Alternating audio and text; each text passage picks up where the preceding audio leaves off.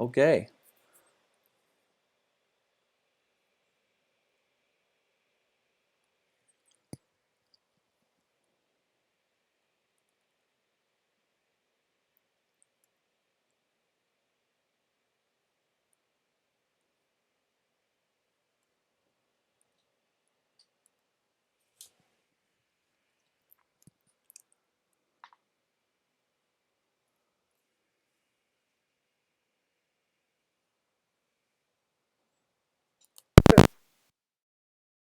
Trace Baker. Present. Kara Pasquesi. Present. Stephen Meyrich. Present. And our new member, Ann, and Ann, correct me if I mispronounced your last name wrong. Ann Obenchain? Ann Obenchain, present. Obenchain. Welcome, Ann. Thank you. Glad you're here tonight and appreciate you coming on board. First item of business is the approval of the February 27th meeting. So the chair will entertain a motion. Jim, looks like Scott has shown up, so. Okay. Scott, are you present?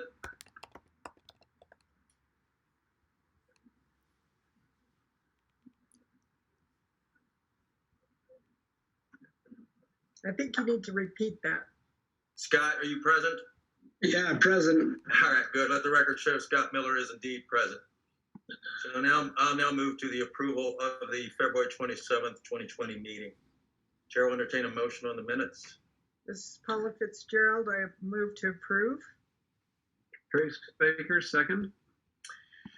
All those in favor say aye. Aye. Aye. Aye.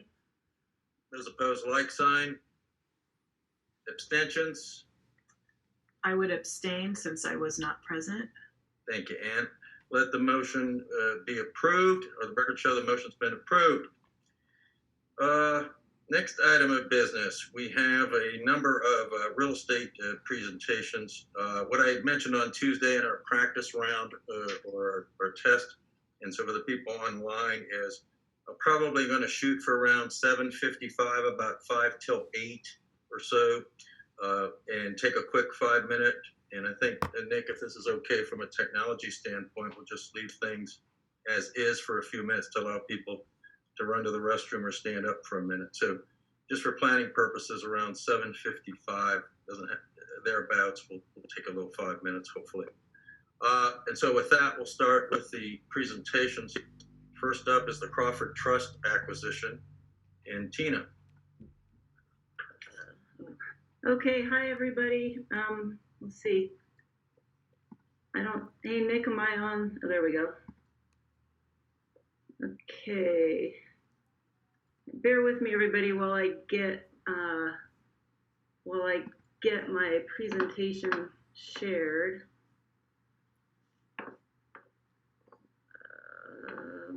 Hang on a second. Let's see. Can you guys see that? Yes, I can. Yeah. Okay. Yeah. Hold on. What I'm trying to do. All right. All right. I think so. Everybody can see that. Yes. Yeah. Yes. Okay. Bear with me. I just want to move. I got to move a window over, and then I can continue. All right. Okay. Hi everybody. I'm Tina Burkhardt. I'm a land officer for the real estate division, and as noted, I've got all the real estate items. So there's 5 of them, but I promise it won't take too long. The first item tonight I have is the Crawford Trust acquisition, and this is on behalf of Brandon Pumphrey, another land officer in our division.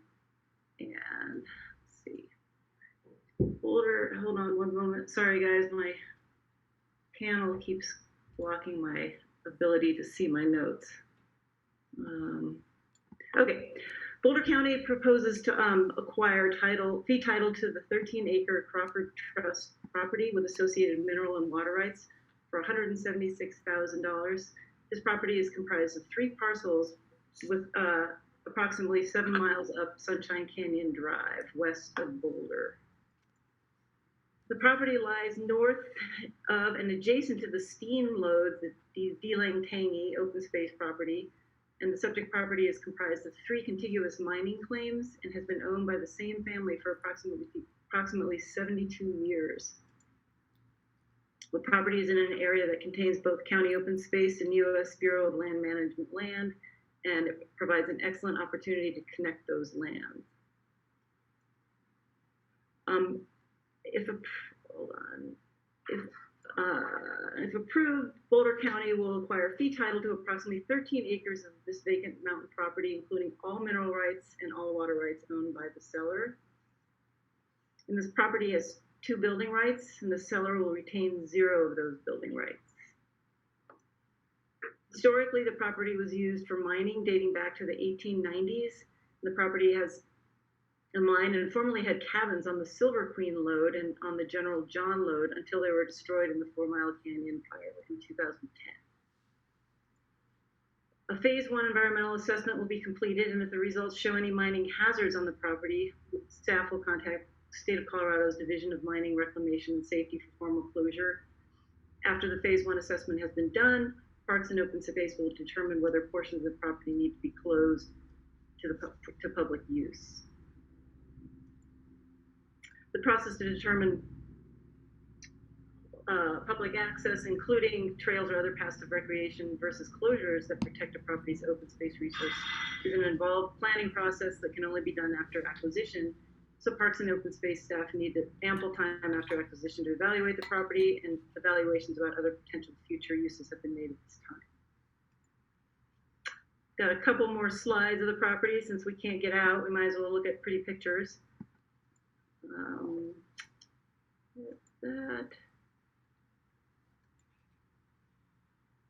That's another nice view.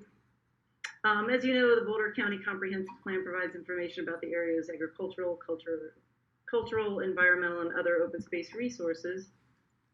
And this property is just located northeast of Bighorn Mountain, a comp plan natural landmark, and the rocky outcrops at this elevation range are excellent for bat habitat.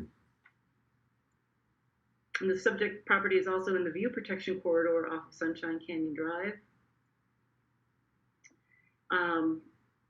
Sorry, my window just did something weird on me. Together with the surrounding open space land and BLM lands, which are located adjacent and nearby, this acquisition adds to the preservation and protection of the natural habitat, viewshed corridor, and open space along Sunshine Drive. And this acquisition also removes 2 development rights, as I mentioned, and therefore staff recommends approval of the Crawford Trust property as described. Thank you, Gina. As I mentioned on Tuesday, I think it'd be easier. I'm going to call on each POSAC member individually rather than trying to do the raised hand or look at icons and all that stuff. So I'll just call out your name. If you have a question, please fire away. If not, it's okay to pass, and I'll try to mix up to keep you on your toes who I'll call next. Okay. So. Stephen, I'll start with you. Do you have any questions for Gina?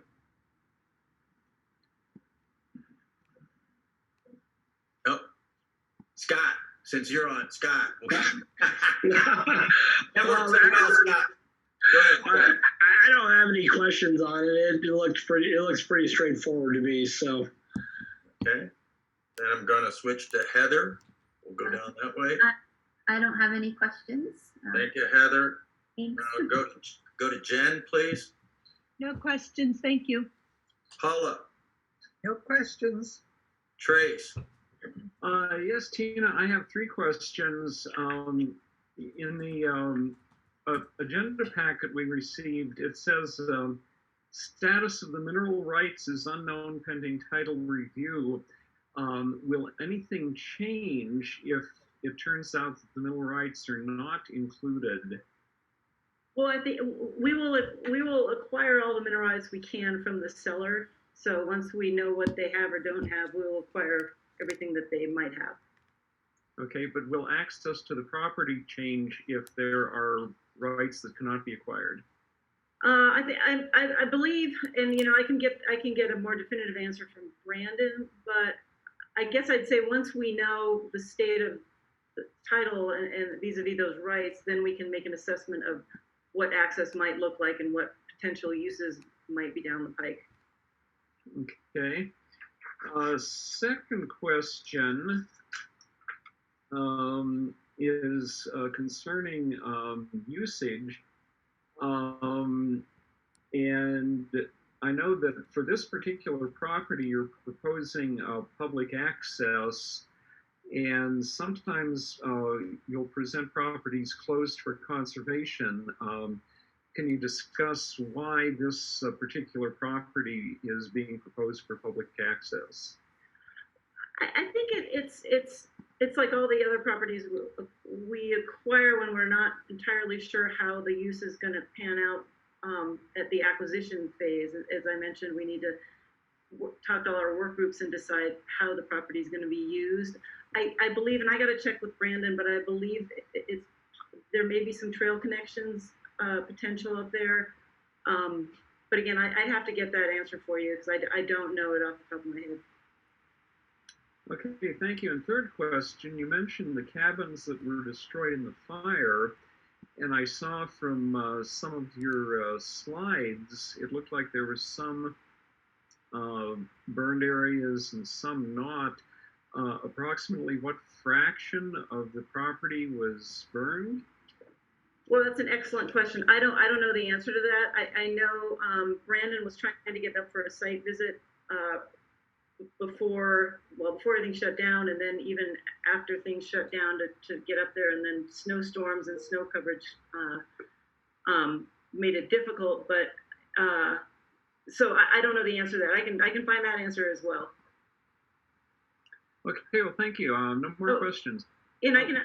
Brandon just sent me a quick note, and he said that as far as we know, the seller owns 100% of the minerals.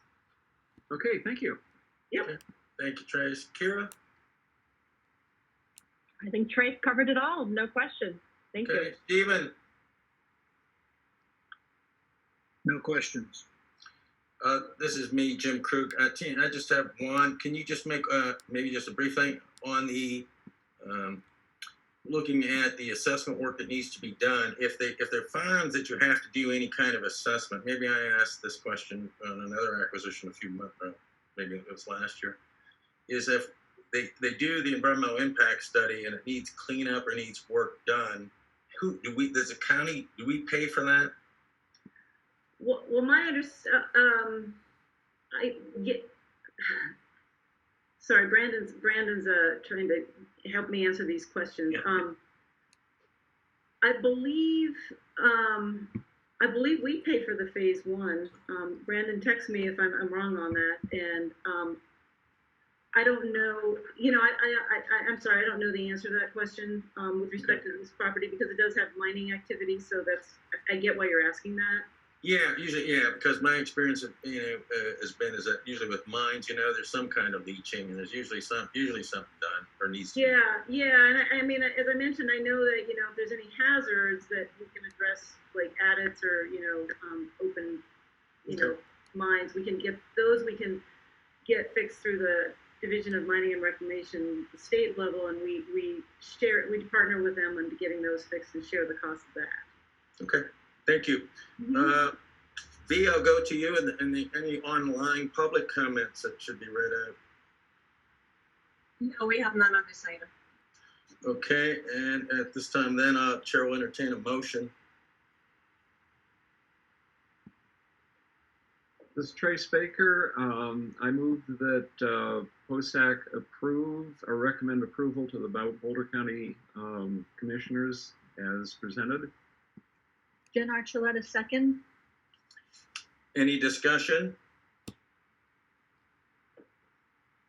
Being none, let's move to a vote. All those in favor say aye. Aye. Aye. Those opposed, like sign. Any abstentions? Let the record show the motion's been approved. Next item of business, Tina will keep you up here, and that's the Twin Corners transfer of management. Okay, yeah, my next item is just that, the Twin Corners transfer of management for 95th Street road improvements. The Twin Corners open space property is located on the west side of 95th Street, south of Highway 52 is depicted in this map. For a little bit of background, this disposition is a result of safety improvements made to 95th Street by Boulder County Public Works. And highlights of the project include widening of 95th Street to include shoulder width and a new asphalt roadway surface.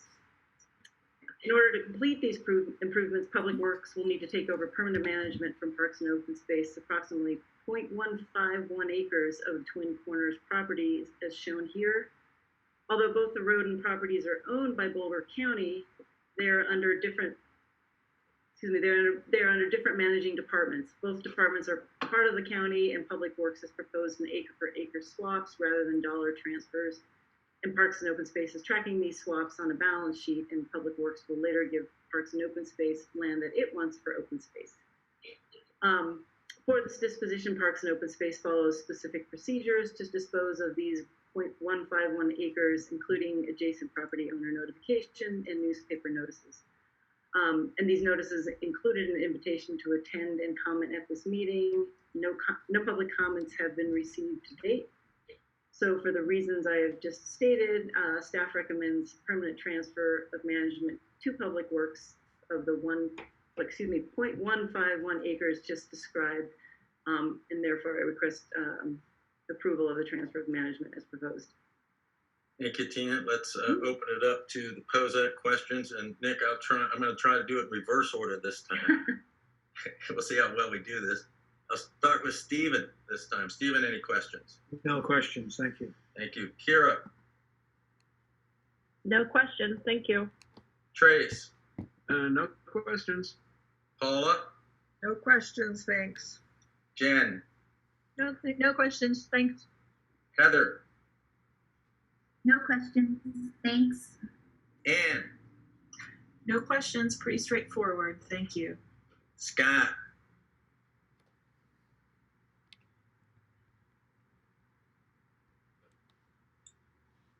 Scott Miller, Sorry, no questions.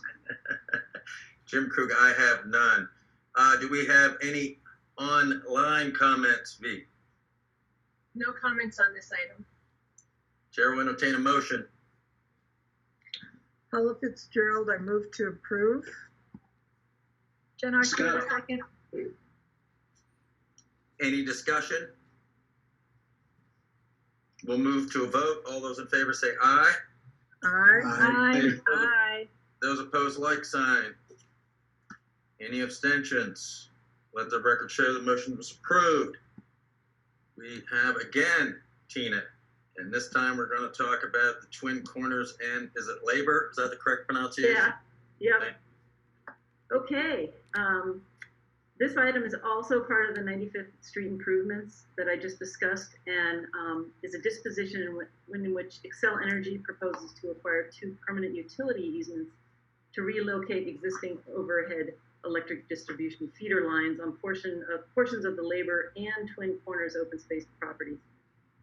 Let me get you there. Sorry, something. The aforementioned 95th Street safety improvements necessitates the need for Xcel to move power poles. Oops, apologies, my windows are popping up on me. To necessitate the need for Xcel to move some of its overhead lines, which are on the labor and Twin Corners open space properties.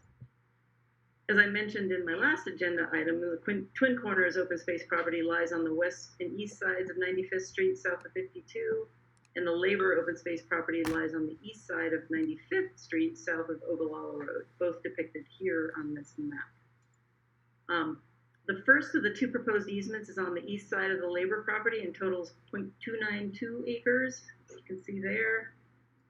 The second of the 2 proposed easements is on the Twin Corners property on the east side of 95th and is a total of 0.332 acres. So the total of both easements is 0.62 acres. Xcel Energy has condemnation over Boulder County, so the county is legally unable to prevent this disposition. And Boulder County prefers to cooperate informally with Xcel Energy in these instances and negotiate fair compensation rather than the full formal condemnation process that is more costly and time-consuming for both parties. The county will be entitled to proceeds for the permanent easement takings, and Xcel and the county will coordinate to protect and preserve the open space interests, minimize site disturbances, and provide reclamation standards to the extent practicable. So the county and Xcel Energy have negotiated $11,475 for both easements, which represents 50% of the fee value. The county believes this is an appropriate value for these easements, and therefore, and for the reasons I've just stated, staff recommends granting of permanent easements to Xcel Energy as I just described. Thank you, Tina. I'll start, Jim Krug, with just the first question, then I'll jump to Scott and we'll come down. Hey, Tina, is the, do you guys think this is a fair deal? I mean, it's a fair deal that Xcel's not sort of, I like the term taking, that they're not just coming in and grabbing it. We are getting compensated. We are getting compensated, and frankly, it's our road project that has pushed their power lines over. Yeah. And so, they're kind of doing it because we decided to fix the road. And yeah, we have very current valuations that that's how we get that number. So yeah, we think it's fair, and okay. Just as long as you guys think it's fair, that's cool. Yep. Okay. Hey, thank you. Scott. Down the rank. Scott Miller. Yeah, I don't have any questions on this. It's pretty straightforward, it looks like. Thank you. Ann, do you have any questions? No questions. Heather. I have no questions on this one.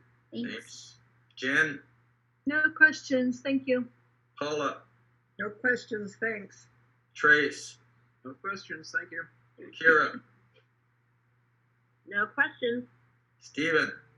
No questions, thank you. Chair will entertain a motion.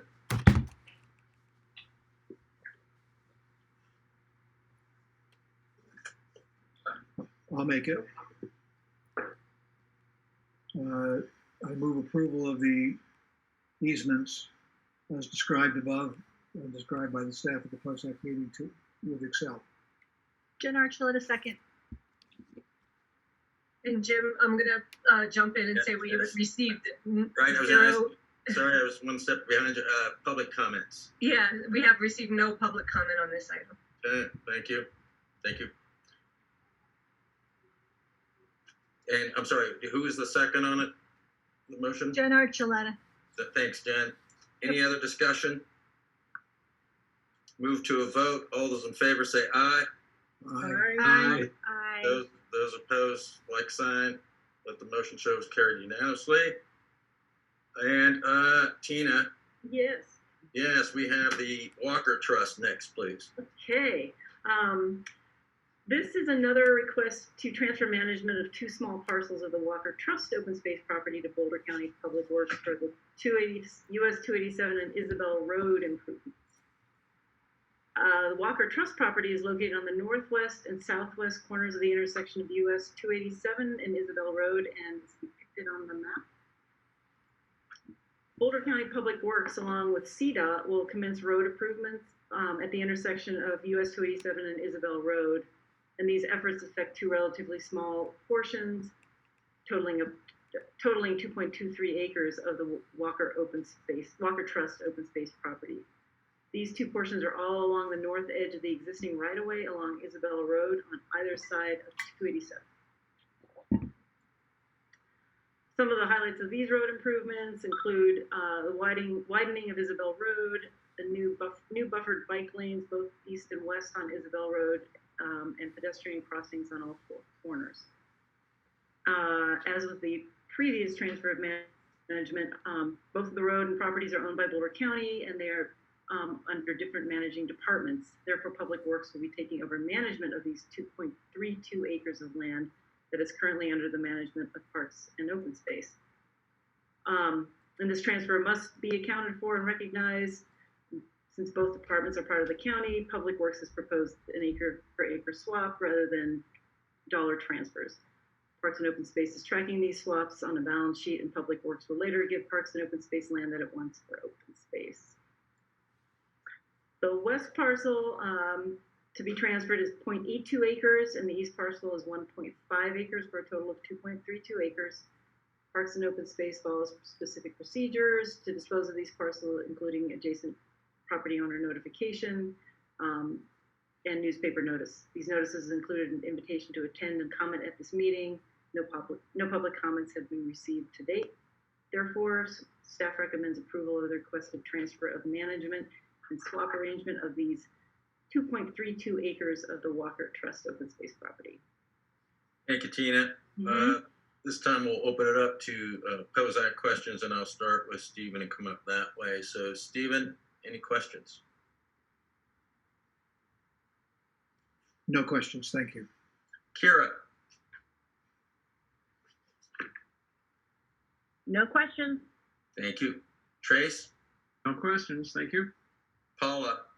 No questions, thanks. Jen? No questions, thank you. Heather? No questions, thank you. Ann? No questions, thank you. Scott? Yeah, I was just curious. Have they looked? Is there any impact to the ag operations on those parcels as a result of this? Yeah, we've worked with our ag folks, and it's the let's see, the northeast parcel, I think. There will be some impacts on the ag parcel that they're going to mitigate, and CDOT's aware of it. So we've talked to all our work groups about that. Gotcha. Okay. No other questions. Thank you, Scott. I do not have any. Do we have any online comments? We have no online public comments on this. Thanks, V. Chair will entertain a motion. Kira Pasquesi, I move to approve the requested transfer of management as proposed by staff. Jenn Archuleta, second. Any discussion? We'll move to a vote. All those in favor of the motion say aye. Aye. Aye. Those opposed, like sign. Any abstentions? Let the record show the motion was approved. And we can't let you go yet.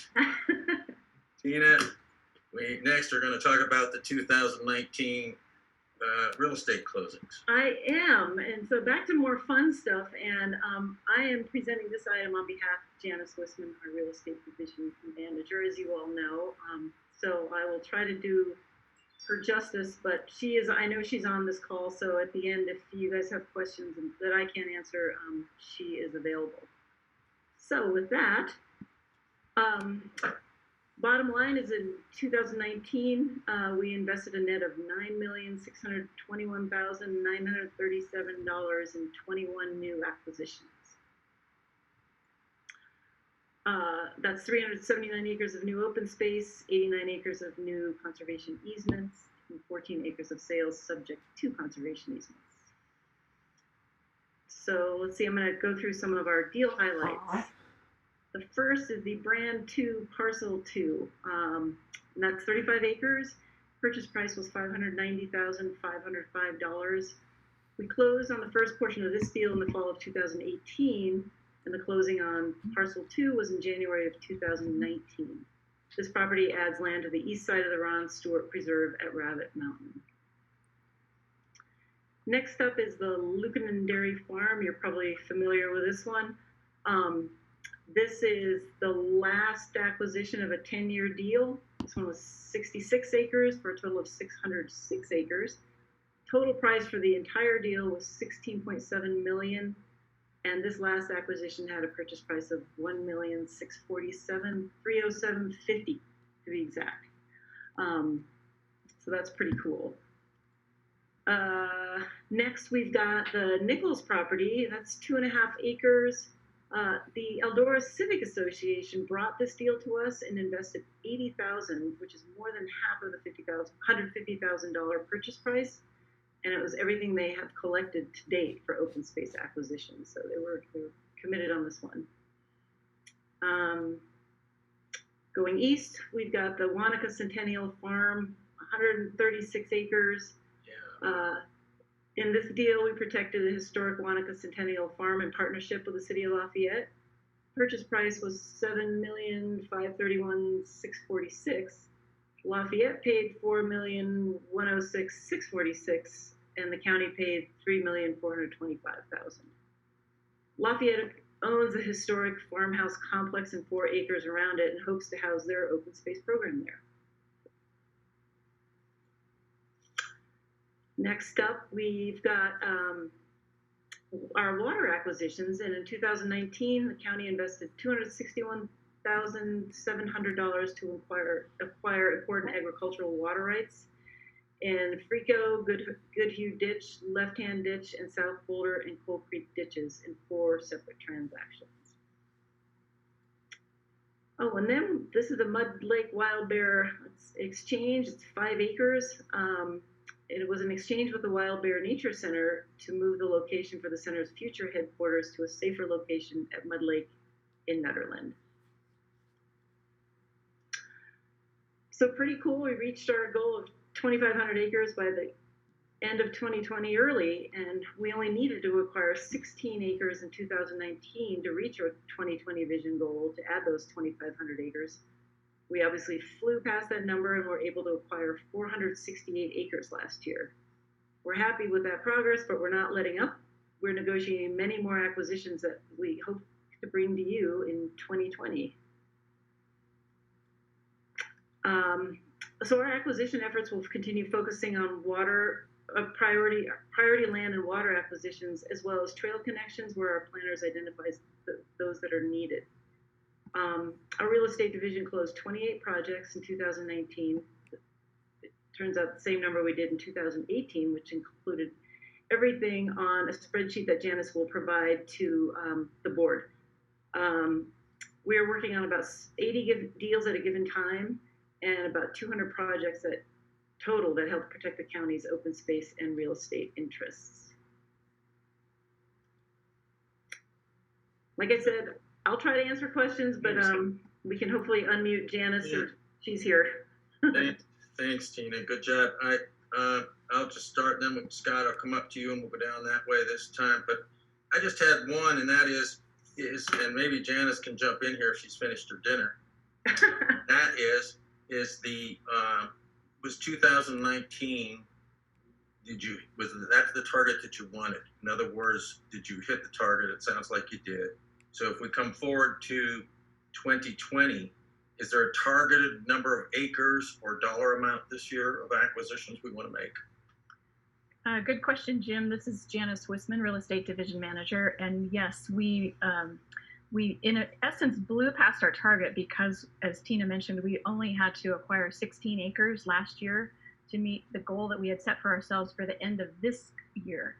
So, and we acquired the 468 acres, so about 450 acres more than we had to.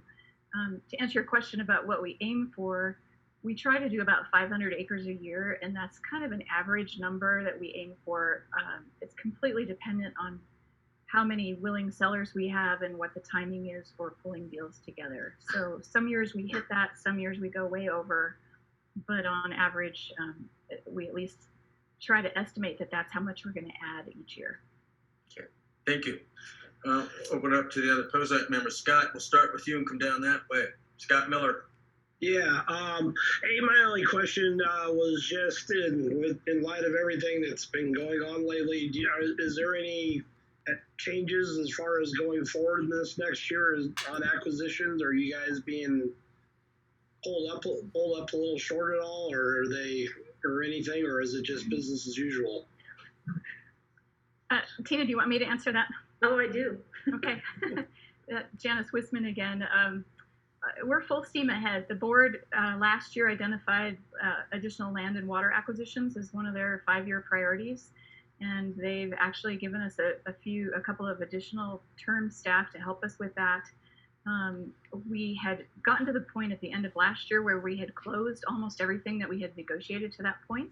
So now we're starting to negotiate new deals. It takes time to do that. I don't know how many more we'll have on tap for you this year. We hope to have some, but I do expect it to take another couple of years to get quite a few more deals negotiated. We're full steam ahead on that, and we'll just kind of see where it takes us. Okay. That's all I had. Thank you, Scott. Ann? I just had a quick question about the Mud Lake trade for the Wild Bear Nature Center. Was that a trade with the town of Nederland, or with Wild Bear, or what was exactly the trade? This is Janice again. I can answer that. Back in the early 2000s, I think it was, when the town of Nederland and the county put the original Mud Lake deal together, we had set aside 5 acres for the Wild Bear Nature Center to have a location for themselves. And it's funny because the initial location was deemed to be unsuitable because of subsidence concerns, because of the mining activity underneath the area. So we gave them some new ground, another similar size, but in a different location. We thought that was going to be okay. And then we actually had a subsidence issue on the property that they had. So now we've given them another piece that we are as sure as we can be that it's going to be suitable for them. So this particular exchange did not involve the town of Nederland, but the original Mud Lake deal did. Great. Thank you. Thanks, Ann. Heather? No questions. Thanks, Heather. Jen? No questions, but I did want to congratulate Janice and her colleagues on some amazing purchases. Agreed. Thank you. You have a great team. Tina's part of it. Yeah. Thank you. Yeah. Paula? Yeah, congratulations. It's a lot of work. Appreciate it. Just if you have any real quick 60,000 foot overview of the trail projects that might be associated with these acquisitions. Well, are you to that point yet?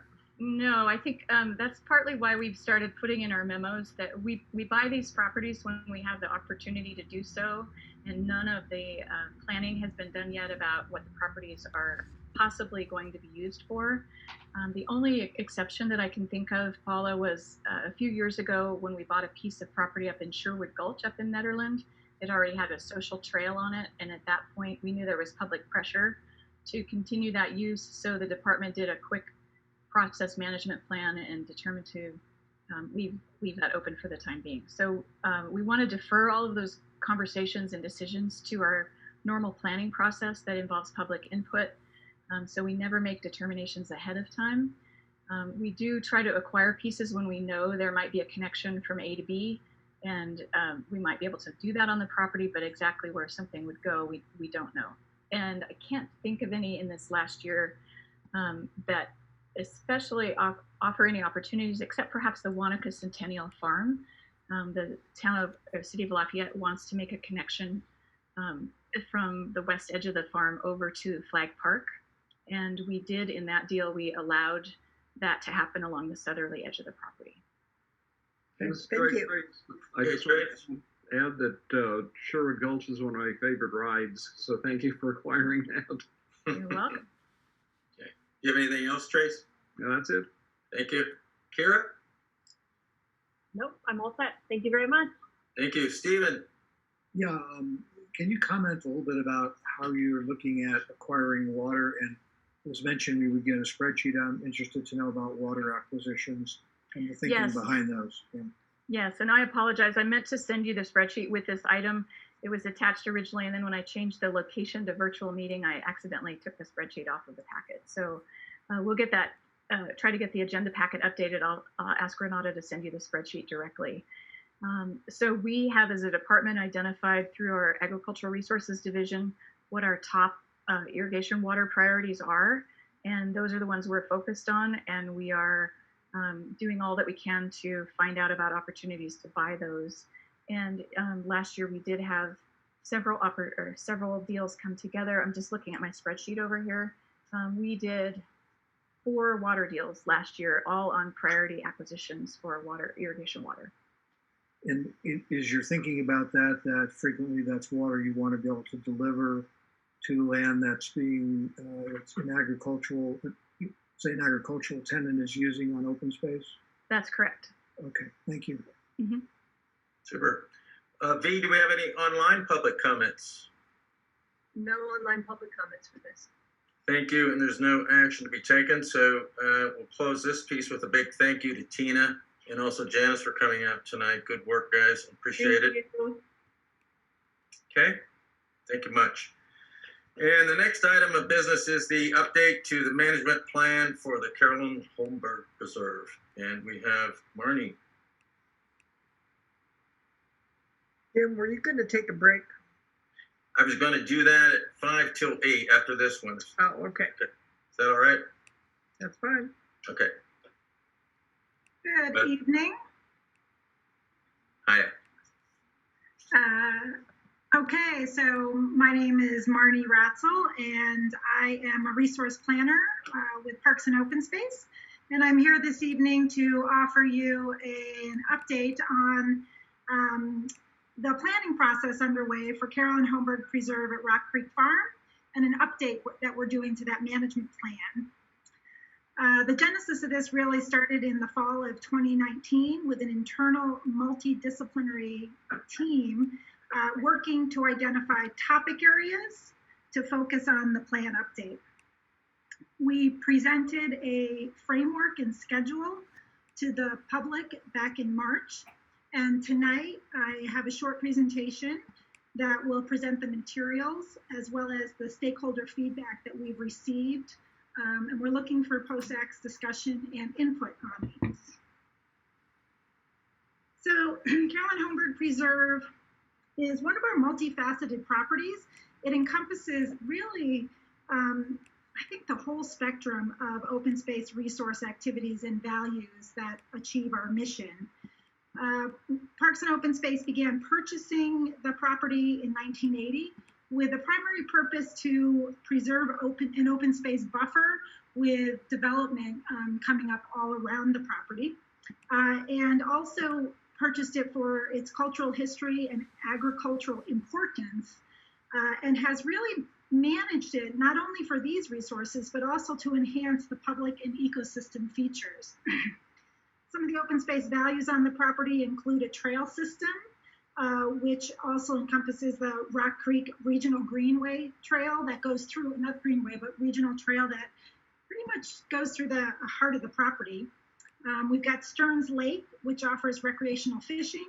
And also important to note is the Birds of Prey has a facility here as a tenant, rehabilitating birds of prey. Carolyn Holmberg Preserve also is a designated cultural landscape, meaning that it's a historically significant property. It shows evidence of human interaction with the physical environment dating way back. Prior to homestead settlement as a farm, the land was inhabited by indigenous people, including both the Arapaho and the Cheyenne. It also, the open space also offers abundant and critical wildlife habitat areas. There's a burrowing owl preserve and significant native grassland communities, including a habitat conservation area. Hi, Marnie. Hey, yep. Did you want to share your screen? I'm sorry, I thought I had. Let's try that again. There we go. Now can you see it? There we go. Yep. Okay, so the slide that I just went through, I'll just give you the quick review of this. And this is essentially the planning area that shows the 1,124 acres. Everything that you see here in yellow is significant agricultural lands. So a lot of the property is agricultural lands. To the southeast is the habitat conservation area that I was just describing. And also toward the bottom right of the property, I'm sorry, left of the property is what we call Parrot's Beak, for your knowledge. These maps here show both the cultural and the natural resources with Rock Creek running through the property, as well as Buffalo Gulch. And with a property that has as much agriculture or just agriculture values, this is one of the few properties that we have in the system that does allow public access. The Rock, as I mentioned, the Rock Creek Regional Trail traverses really through the heart of the property. Today, Carolyn Holmberg Preserve sees about 75,000 visits annually by recreationalists. And you can see from the statistics that we have here, biking, hiking, and fishing activities are some of the top activities on the property. Looking back at that last map, it's really located in southeastern part of the county, and you've got city and county of Broomfield to the south, and so we are serving not only a lot of Boulder County residents, but a lot of city and county of Broomfield residents using the property. Marnie, this is Nick. Can you maximize your window so we can see those slides a little better? If you go up to View, and then you go to full screen mode, that'll be able for us to see it a little better. Yeah, thank you very much. Thank you, Nick. Keeping us on task. Okay, so the visitation I just described of 75,000 visitors, which was from 2019, it's important to note that this does not include visitors to Rock Creek Farm during the Fall Fest, which is people will come from all over to pick pumpkins, as well as travel through the corn maze. So while the property overall, it's a very large property, a lot of the different values that we have here do generally work pretty well, but there are several resource management issues and conflicts that do need to be addressed. So Parks and Open Space is considering refinements to the management plan in an effort to better balance the multiple uses of the property. We last updated the management plan in 2002, and again, that was aimed to balance the property. And it was identified back then that it's a pretty complex endeavor and that some refinements might be necessary moving forward. So here we are about 18 years later, and we're recognizing that there's some things that we could go to work on. Tonight, we're coming to you to get some input and to share where we're at. We are in the initial planning phase of the project with the interdisciplinary team internal putting together some topics that we think would be worth focusing on in the update. And that information is in your packet. We also are looking to renew the goals that were identified in the 2002 plan, which are in your packet along with objectives for this update. And to kind of tie it all together as we start developing the plan, we have drafted a vision that can help guide us as we are looking at the different values and how to balance that. It's always good to have a vision statement to kind of have a foundation and to bring us back home. So I'm looking for feedback on all of those topics from you tonight, if you have questions or want to discuss those. And in terms of the plan update, this slide presents several topics that the staff team have identified as having some issues of concern. What you have as attachment A in your packet is a summary of each of these that includes both opportunities to explore, potential options perhaps, and also constraints to consider. It's important to note that constraints, we've struggled a little bit with that word. A constraint isn't necessarily something that restricts us to do something, but it must be considered. So it could be, some of it could be constraints around the floodplain or other uses. Those are the types of things that we want to bring to people's attention and as trade-offs that we have to consider when we're deciding how to identify management direction. So the bulk of what I'd like to do with the rest of my presentation tonight is to share with you the stakeholder feedback that we've received to date. We presented the materials at an open house on March 11th. Beginning on March 9th, we posted all the materials for that open house on the website, and we welcomed an initial feedback from folks by March 30th. That helped the staff team to begin to see if there were refinements necessary and start to prepare us prior to moving into the development of the plan. Once we had the virtual meeting, we also extended up until April 20th the ability for people to provide us comments online. And any comments that were received by the 20th, I have incorporated into the presentation that I am sharing with you tonight. So what we received, what you'll see on these slides is N is the total number of stakeholders that provided comments. So we had 18 stakeholders that submitted comments by Monday. And while the quantity of individuals who provided feedback represents just a fraction of the community stakeholders who use this property, I think it's important, and what I recognize in reading the comments is that the quality really reflect and acknowledge the multiple uses on the property. I'm gonna go through what we heard from each of the topics, and in fact, we did hear information on each of the topics that we are proposing to include. So comments on wildlife habitat focused on improving and increasing contiguous habitat. One of the statements was that small ecosystems could vastly be improved by increasing them and perhaps having creating shelter belt clusters with some visual separation between visitors and wildlife. One of the things that we have an opportunity is to utilize the plan to hear from the public and understand more about how they interpret our policies and our procedures. One of the comments here that's on the slide is evaluating the continued need for the habitat conservation area.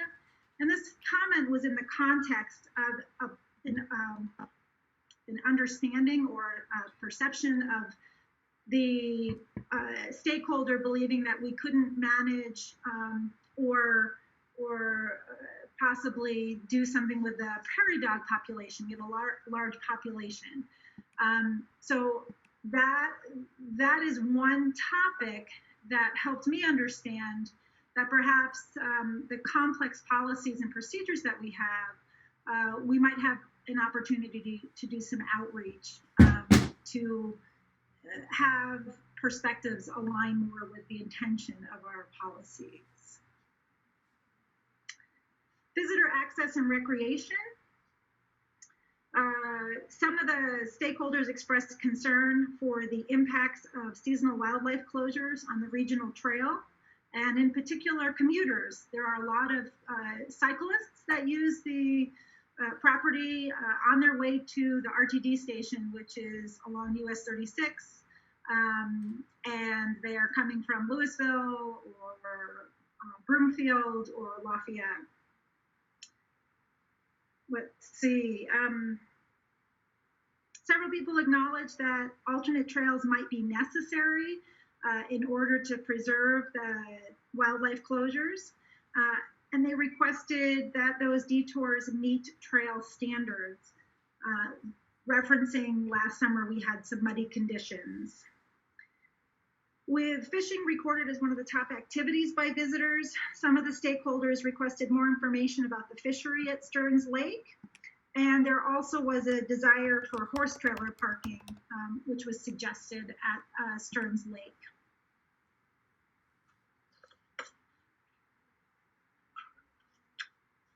Bear with me one second. So prairie dogs.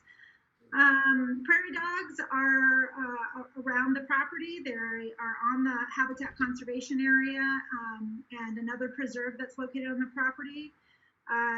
The range of feedback that we received, sometimes conflicting between different users, between different stakeholders. Certainly there are stakeholders that feel that the ongoing presence is important, that prairie dogs help with the overall ecosystem of the property. And some folks felt that the prairie dog habitat should be expanded, while others felt that the population is overrepresented and that we should do more management of prairie dogs. I thought one out-of-the-box suggestion that I hadn't heard before was from an adjacent property owner who has private property, and suggested that for areas where we have prairie dog presence, perhaps we could provide a better buffer, maybe just a buffer area between our property and the adjacent private properties, and have that be no prairie dogs. Farm operations. The the Fall Festival seems to be generally well received, although some stakeholders did identify that the amount of visitation produces some questions and concerns around overwhelming roads and the parking on the property. It was noted that agricultural use dominates the property, and some folks value other resources over agriculture on the property. Again, in conflict, some folks felt that we should be embracing the local heritage and prioritizing our farm operations. Questions around the appropriateness of certain practices also was mentioned.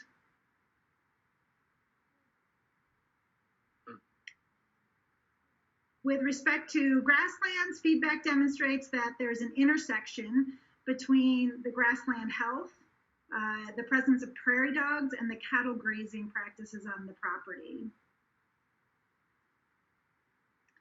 And a highlight of the water resources feedback focused on the role that Hodge and Harris Reservoir plays in storing water that's used to irrigate crops at Carolyn Holmberg Preserve, and mentioned that Hodge and Harris Reservoir is an upstream ecosystem in and of itself that is of a great importance. We also had a few stakeholders mentioned the value of the birds of prey and the preservation of our historical resources that exist on the property. And a few stakeholders mentioned their interest in having Parks and Open Space improve our coordination and our protocols for how policies and procedures are carried out on the property, revolving around prairie dogs, as well as advance notice with respect to trail closures or detours, what's happening with wildlife closures and ag operations. And there are a couple topics that a few stakeholders suggested we emphasize, in particular oil and gas. We do have a couple of wells on the property, and there's an interest in understanding that use a little bit more in the role that Parks and Open Space has, or any kind of authority we have with respect to that. Lastly, we have a parallel project that was brought before POSAC, I think back in the fall, where we approved the inclusion of the 104th Street Connector Trail that would go from Stearns Lake Trailhead up 104th Street to connect Rock Creek up to Coal Creek. And one of the stakeholders wanted to ensure that that the design is coordinated with them as an adjacent property owner. So that's the summary of the public feedback that we've received to date. I'll quickly close just by giving you an update on the planning process. On the left, I think it's on the left side of your slide as well, the internal scoping began in the fall, and we're in the process of the second box here, wrapping up our public comment on the initial planning and how we've framed what the update would be looking like. We're looking for the feedback to see if there's some refinement to incorporate into our discussions and into the development of the plan. And moving forward, we envision the next few months working on developing the plan. Once we have that'll include some options assessment, as well as staff coming up with a preferred alternative for different options and sharing that out with public meetings, probably some site visits, or at least a site visit, depending on our social distancing. We'll see how that shakes out. But when we do have a draft plan, we'll be coming back to the board, to POSAC and the commissioners with a 30-day public comment period. And I can't see my last slide here because you guys are in the way, so I'm going to move it. And that would be having plan adoption potentially as early as the fall. Now, this was a schedule that we shared out at the open house. I think our open house was the last one that was permitted before we started our social distancing. And as we're in uncharted territory and times, I guess I'd like to leave you with the understanding that we are still moving forward, and I'm managing this project, but the flexibility in our schedule is something that I think we should all be mindful of moving forward. And that is my last slide. So Marnie. Yep. Hey, Marnie, I would just want one comment, and then I'll turn it to the group, the POSAC, for questions. But I appreciate your effort into the information packet. Scott Miller and I sort of bookend the property, and just after living on it 25, 30 years, you think you know a lot. So I learned something. Dare I say, I learned something after 30 years about the property I did not know. So thank you for that.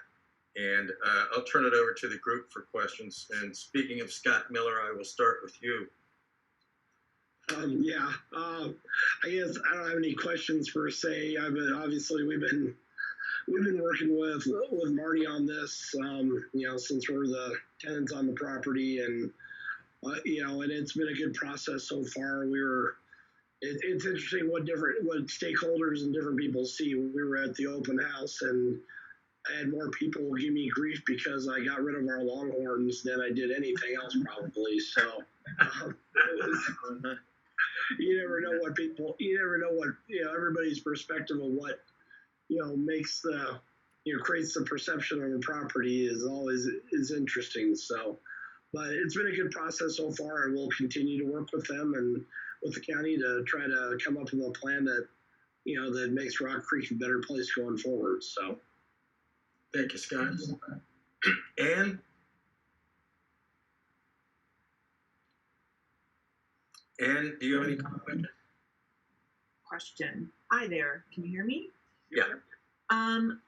Certainly this is a very complex property with lots of multiple layers to consider.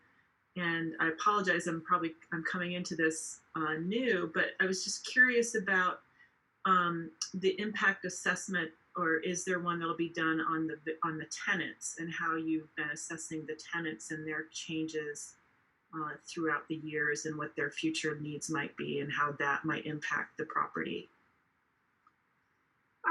As Scott mentioned, Scott's one of the tenants, and we have been meeting, doing stakeholder meetings, but also tenant meetings with the Millers to understand.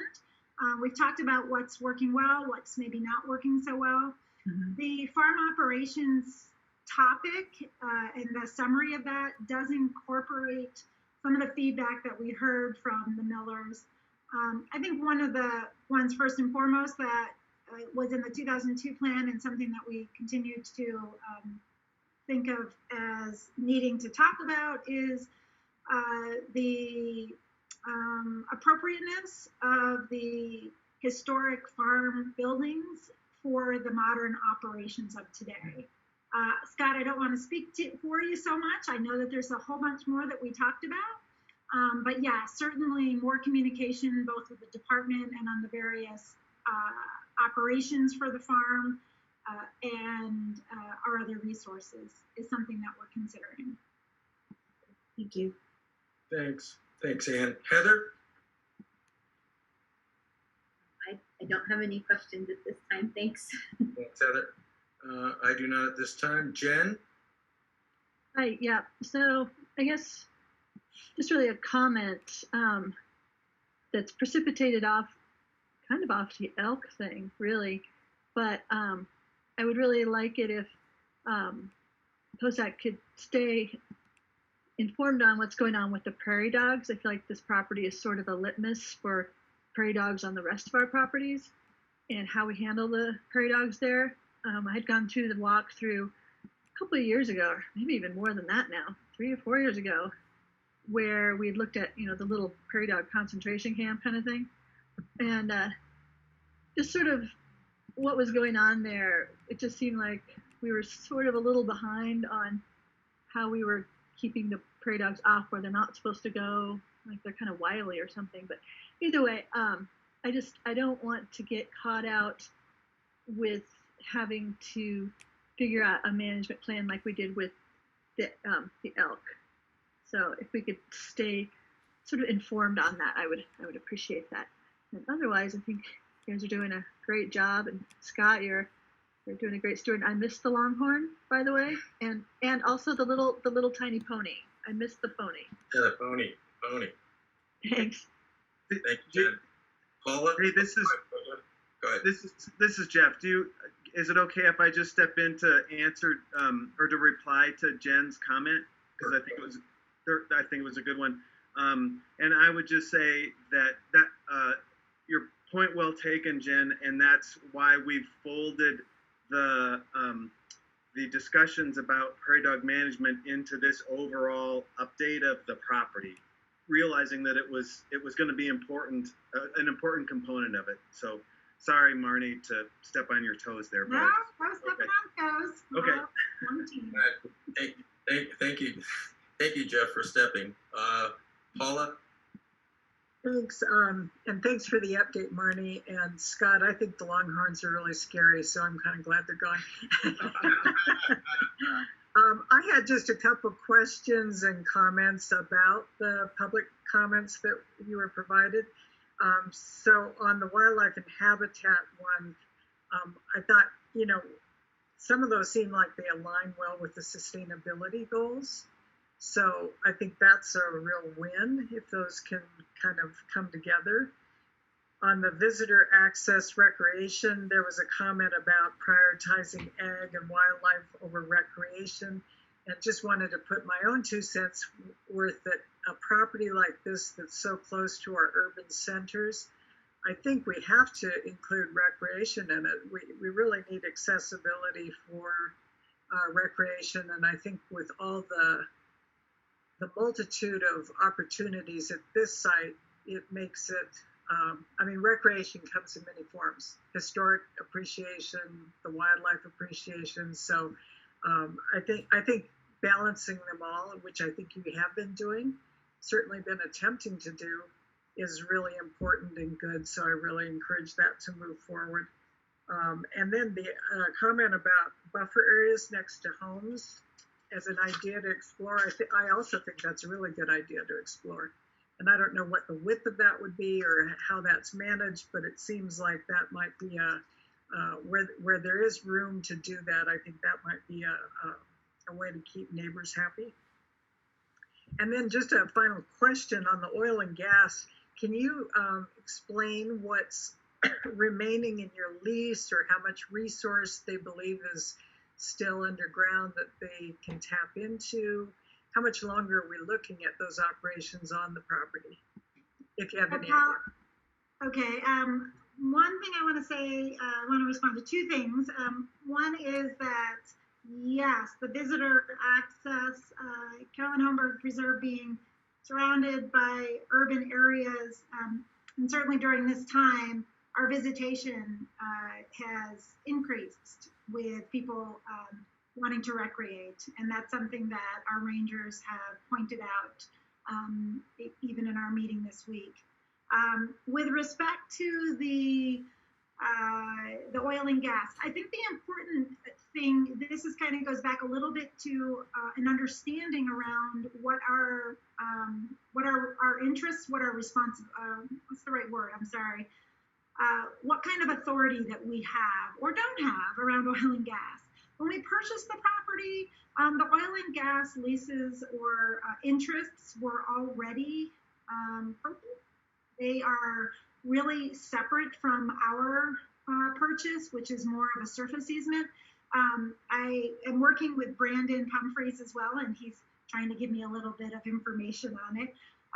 But in terms of understanding the what the future holds with respect to oil and gas, I don't think that we have the ability to answer that. I certainly don't have the ability to answer it, but we also don't have control over that piece of it. And as you know, oil and gas in our county is a very big conversation. So I don't. Yeah, I feel like I'm punting a little bit, but no, that's okay. I knew you didn't have control over it. I just thought that there might be discussion where you knew generally we're talking 5 years or 30 years. I can't answer that tonight, but that's something that I can certainly see if we can get an answer to. I'm not sure if that's a possible thing to answer. Okay. What I can tell you is that we did have 11 or 10 different oil and gas wells, and we currently have 2 in operation. Okay, great. Okay. Thank you. Thank you, Paula. Can we move to Trace, please? Yes, Marnie, thank you. I do have one question about, and I think it was stimulated by Paula's comment about being close to urban centers, is will the plan or discussions towards completing the plan address diversity in demographics? I mean, so many of the properties that I visit, they seem to be dominated by white guys in tights, and whether you'll be looking at, other segments of the population. Yeah, that is something that overall Boulder County as a whole is working on and is highlighting, really becoming much more familiar and ensuring that our services do accommodate and are directed toward the diverse population that we serve in Boulder County. And Parks and Open Space, in particular, with our parks being a place where people come, we are learning a lot, and it is something that we'll be incorporating and considering as part of the plan update. Okay, thank you. I'm sorry to keep jumping in, Jim. We'll cut you off soon, Jeff. Yes, I know you will, and that'll be good. I just wanted to reply. This is a great property for your comment, Trace. This property has trails, but it also has the Stearns fishing area, the Stearns Lake fishing area, and so this is a property where we can appeal to a diverse set of users, of different, people who are interested in different things: biking, hiking, birding, fishing, and so. I hope that we'll be able to address some of your kind of diversity question with the variety of things that are available on the property too. Yeah, thanks for jumping in, Jeff. Yep. Thank you, Jeff. Kira. I'm all set. Thank you, everyone. Thank you. Stephen. I'm all set. Thank you. Okay, and V, I'll go to you. Do we have any online comments? We have 10 online comments tonight. And by the way, I'm Vivian Janapur. I'm one of the Parks and Open Space staff members, and I'll just read these one at a time, starting with the writer's name and address. The first comment is from Ruby Bowman. She's at 1512 Left Hand Drive in Longmont, 80501, and her comment is, first of all, let me check, can everyone hear me okay? Is the audio good? Okay. That's fine. As part of the management update for Carolyn and Holmberg Preserve at Rock Creek Farm, it is my understanding Boulder County Parks and Open Space is considering redesignating the 40-acre Prairie Dog Preserve to cropland or to a no prairie dog area. I am opposed to any redesignation that will eliminate the Prairie Dog Preserve or will result in the county killing more prairie dogs on county open space. Prairie dogs are a Colorado species of greatest conservation need in the state wildlife action plan. They are an important food and shelter source for many native wildlife. It is a well-known fact that prairie dogs are a major prey base for area bald eagles, particularly for eagles who are feeding chicks. That's why I have serious concerns for a pair of eagles that have moved into a tree within the Holmberg Preserve. The tree is surrounded by land designated as no prairie dog area or multiple objective area in the NPD areas. In the NPD areas, the county eliminates all prairie dogs on the parcel. In MOAs, there seems to be no limit as to how many prairie dogs can be removed.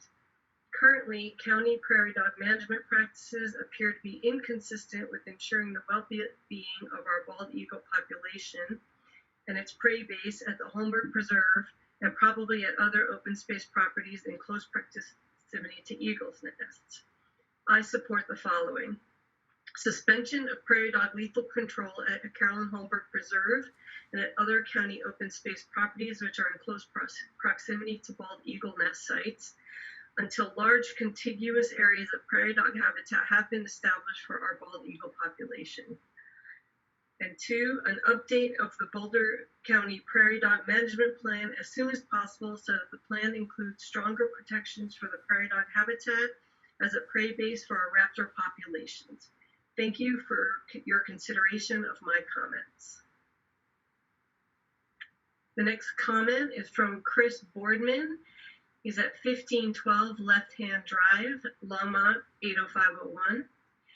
Regarding the Carolyn Holmberg Preserve Management Plan, I oppose any reduction or elimination of the current habitat conservation area for prairie dogs on the Carolyn Holmberg Preserve at Rock Creek Farm.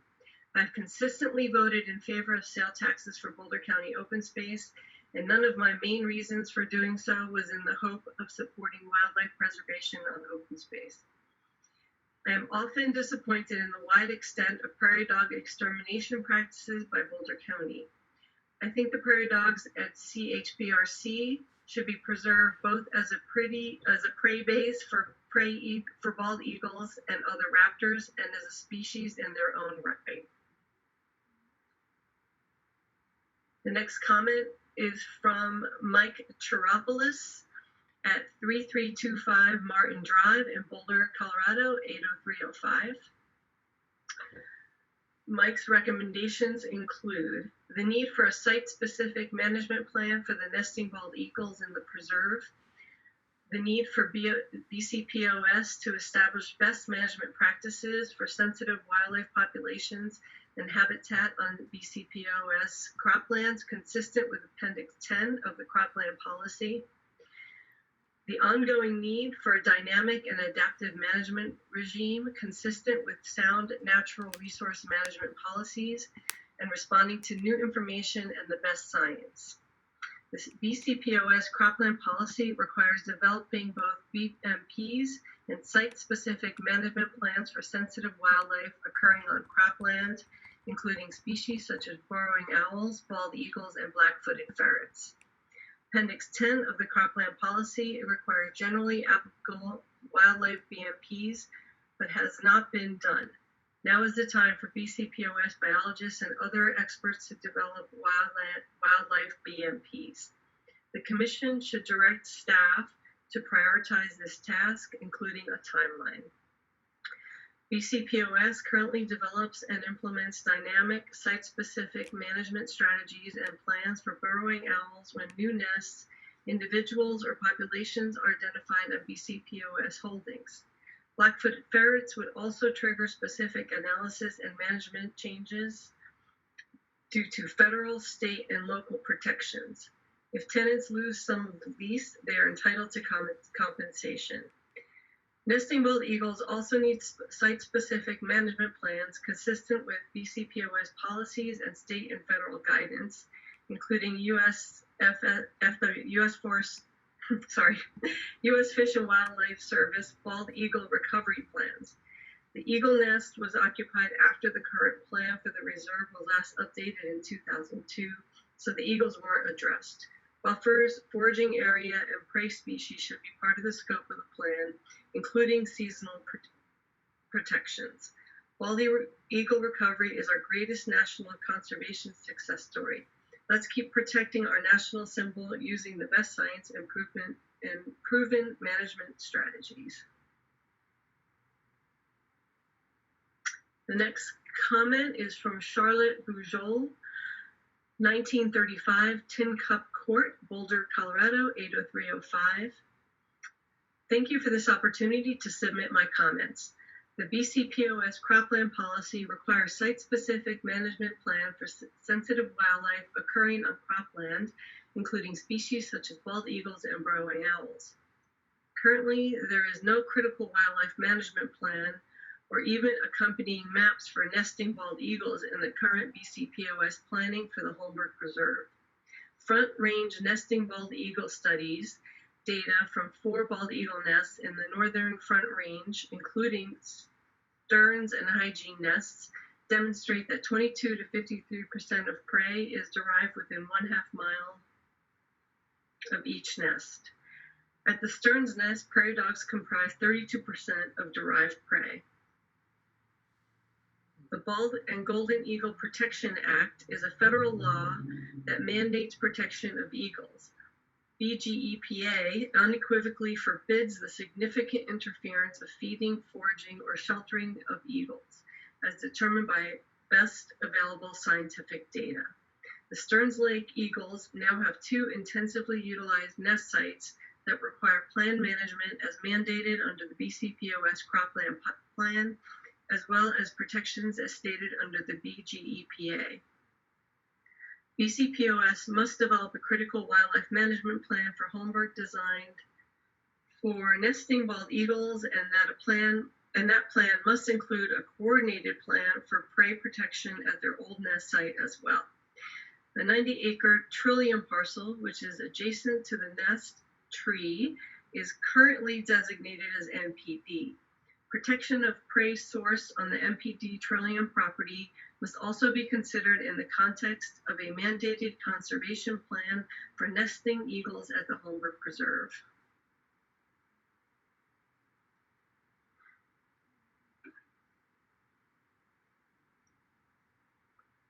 The next comment is from Theo Kuhn. He's at 2815 West 42nd Avenue in Denver, 80211. Thanks to BCPOS and POSAC for considering my recommendations for the upcoming Holmberg Management Plan. Since the fall of 2019, a pair of bald eagles has nested at the south end of the Holmberg Preserve. Our group, Front Range Nesting Bald Eagle Studies, has closely observed the pair's behavior for hundreds of hours. We understand that this is a multi-use preserve with potential friction between the needs of wildlife, recreation, and agriculture. In order to ensure that the survival needs of the resident bald eagles, the designated state species of special concern, are met, a site-specific bald eagle management plan for Carolyn Holmberg Preserve must be developed. The good management plan would draw on the model of existing management plans, such as those that exist within the preserve for burrowing owls, another protected species, to ensure that the preserve has ample resources and spaces for bald eagles. In order to ensure that the eagles can feed themselves, the management plan should include a suspension of prairie dog lethal control within a buffer surrounding the nest. FRN-BES studies in the Northern Front Range have shown that bald eagles derive a significant proportion of their food from prairie dogs within just a half mile of their nest. Last fall, this pair moved their nest into the preserve while construction was ongoing near their old nest, just to the west of the preserve. Within the last 2 weeks, both eaglets in the new nest died, a sad fact which reflects the continued vulnerability of this pair. With a site-specific bald eagle management plan, BCPOS has the opportunity to set an example for other open space programs by demonstrating dynamic, flexible, local management that guarantees a safe haven amidst the rapidly developing Front Range. The next comment is from Joanne Hackos at 597 County Road 65 in Evergreen, 80439. Her topic is wildlife and prairie dog management. The Stearns Lake bald eagles have recently established a new nest on the Holmberg management area after years of having to tolerate extensive disturbances on and around their original nesting tree. Boulder County is presently developing a new management plan for the Holmberg property. The current planning fails to include management up for the nesting bald eagles, even though some other critical wildlife is included in the planning. Boulder County has long permitted the destruction of prairie dog colonies, impacting the source of prey food animals for bald eagles and other raptors. The continued destruction of the prairie dogs is extremely detrimental to the continuing health of the bald eagles and their young. The lack of prey animals can likely result in the death of the young from starvation. We strongly recommend that bald eagles, burrowing owls, and other endangered avian species be included in the Boulder County planning. Specifically, we strongly recommend that a plan be developed to ensure that nesting bald eagles not be disturbed so that they can continue to produce healthy young with adequate prey species. Poisoning prairie dogs results in the extermination of burrowing owls and eliminates the critical prey species of the bald eagles and other raptors.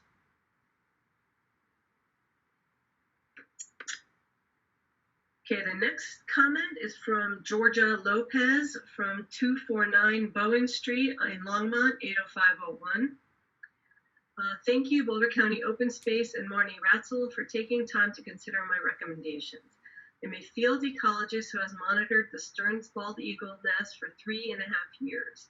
My concern is about how the current BCPOS documents addressing the action item of new planning at the Carolyn Holmberg Preserve does not address nesting bald eagles, as well as how the new plan will ensure that the farm's operation will protect burrowing owls.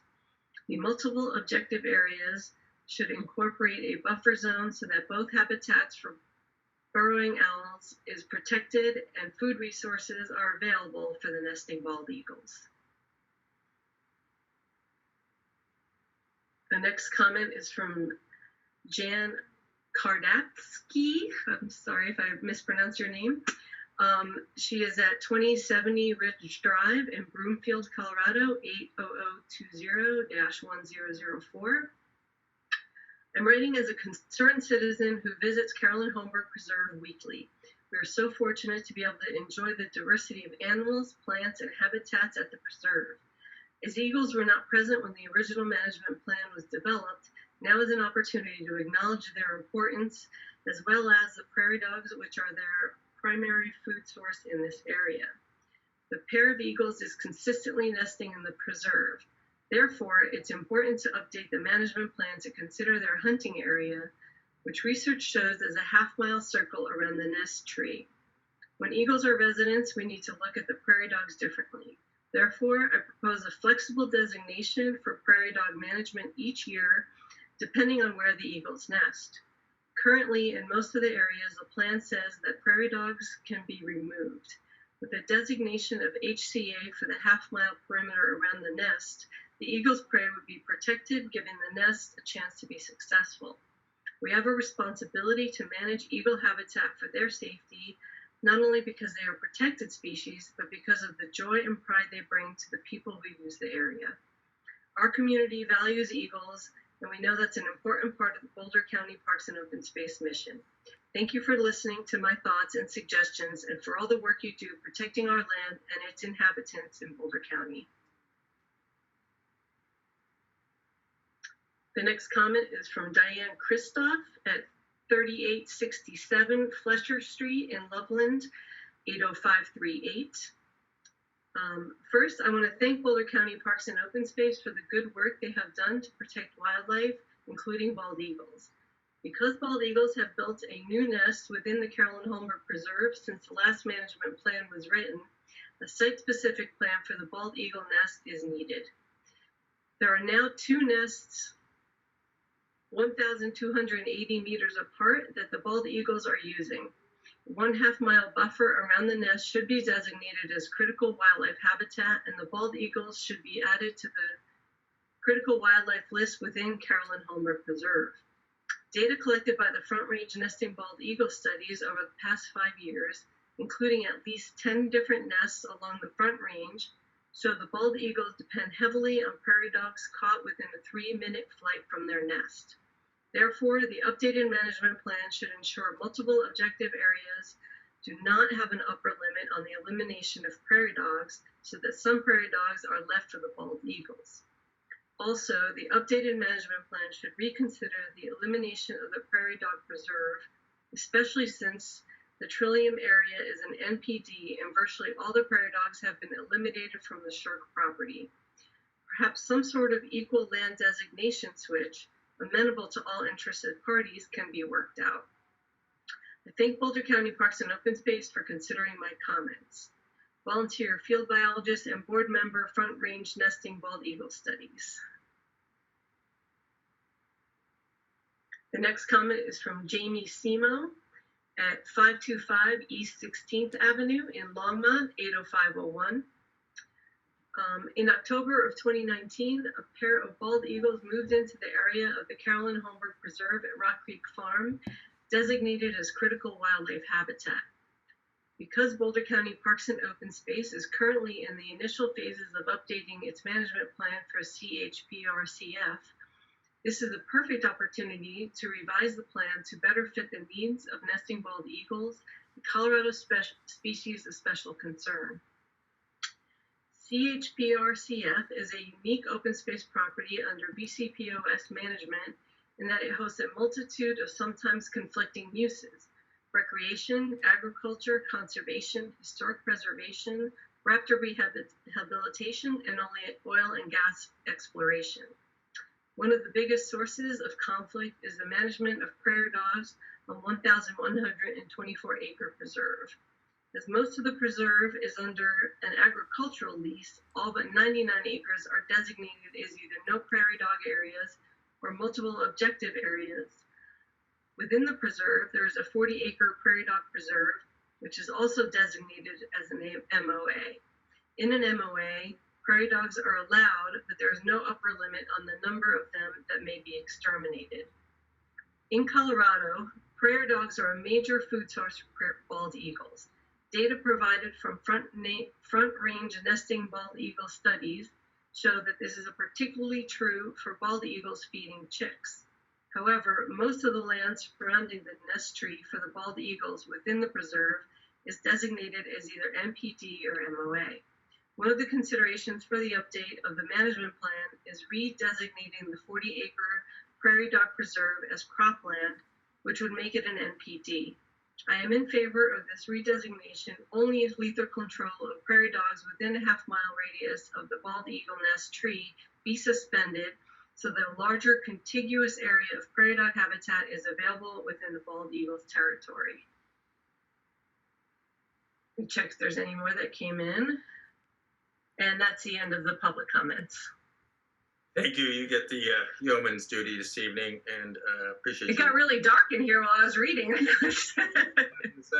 And yes, thanks to all the people online who did comment, and we'll make sure those get in the record. Appreciate it. As I mentioned, I wanted to take a short 5-minute break. And Nick, if this is okay with you, what I was going to suggest, we just leave all our stuff on and all our electronic devices where they're at.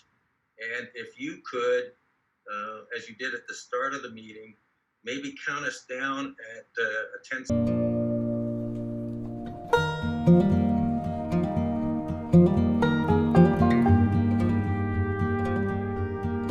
4, 3, 2, 1. Thank you, Nick, for doing that. Next up, we have the Climate Adaptation and Mitigation Plan with Carrie and Mary. Hey. Hey, good evening. Good to see you all tonight. Mary's going to share her screen with the PowerPoint, so once we get that going, I'll get started.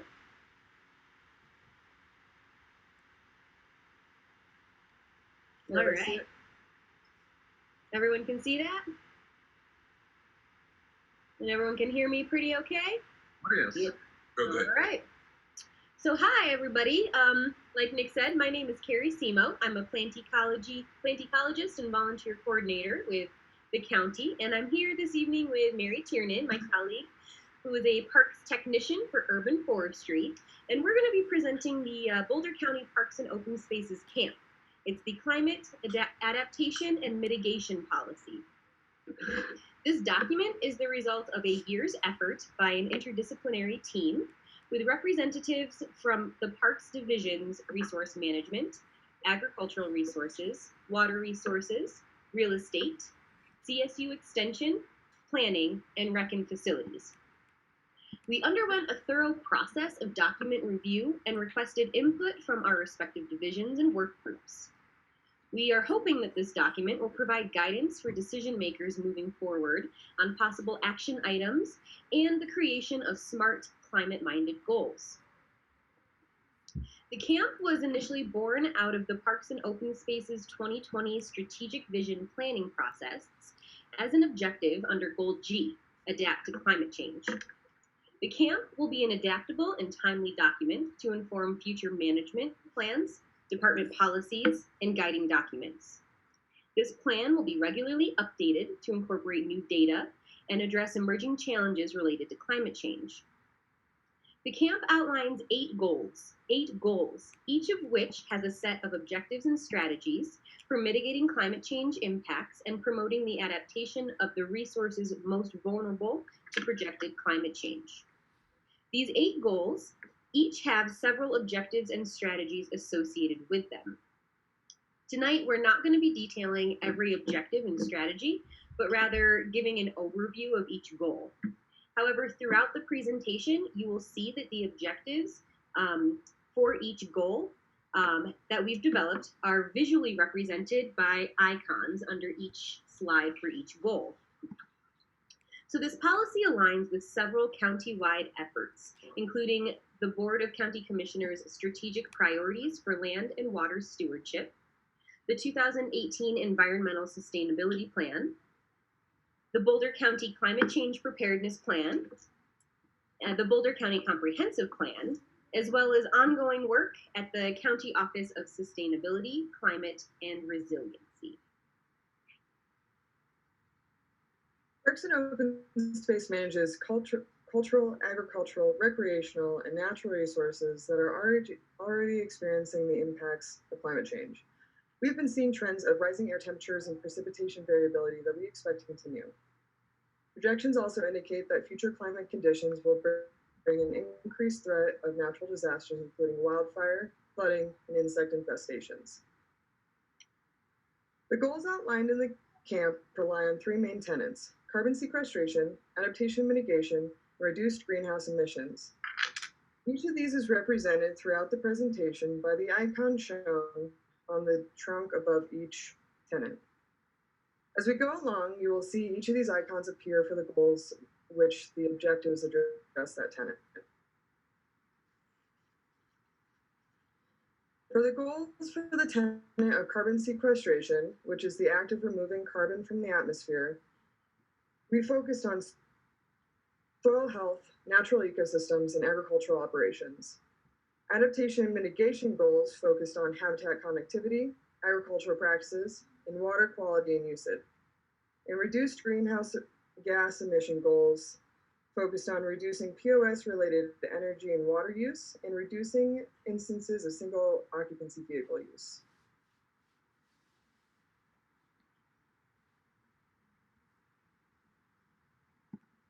The first goal of the camp, which has 3 objectives as indicated on the right side of the screen, is that all plans, policies, and guiding documents moving forward will incorporate the camp and use it as a guiding document to guide decisions.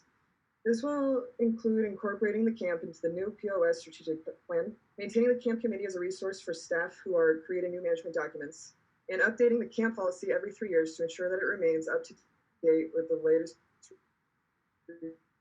research and information.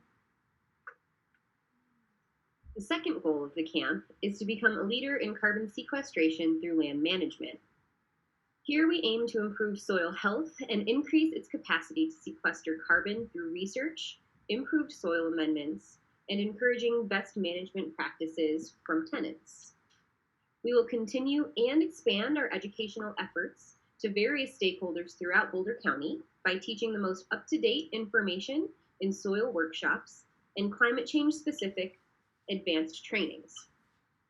We will support and attempt to incentivize the implementation of climate-minded best practices on agricultural operations and throughout the county.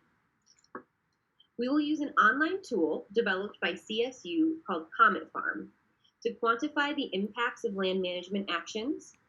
We will also prioritize the acquisition of land that offers the greatest carbon sequestration capacity as estimated by the use of Comet Farm. We'll also advocate for a local composting option to aid in soil amendments and establish an interdisciplinary riparian grazing team to develop best management practices.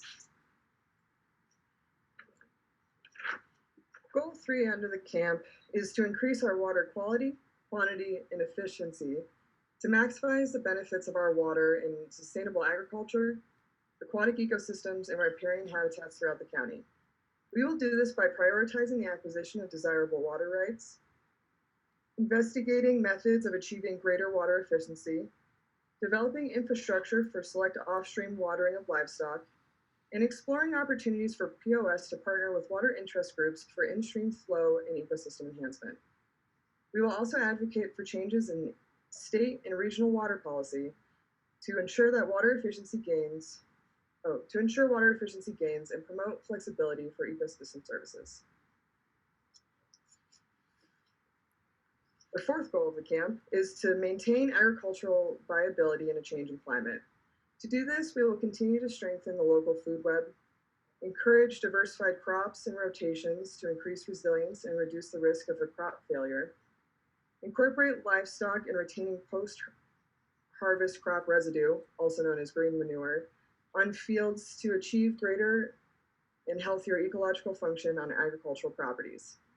We also plan to focus more county resources on high-risk properties to implement soil management practices that increase soil infiltration rates and water holding capacity, and to complete a comprehensive baseline wetland and riparian habitat inventory that documents the spatial extent, quality, ecosystem function, and species supported on all agricultural properties.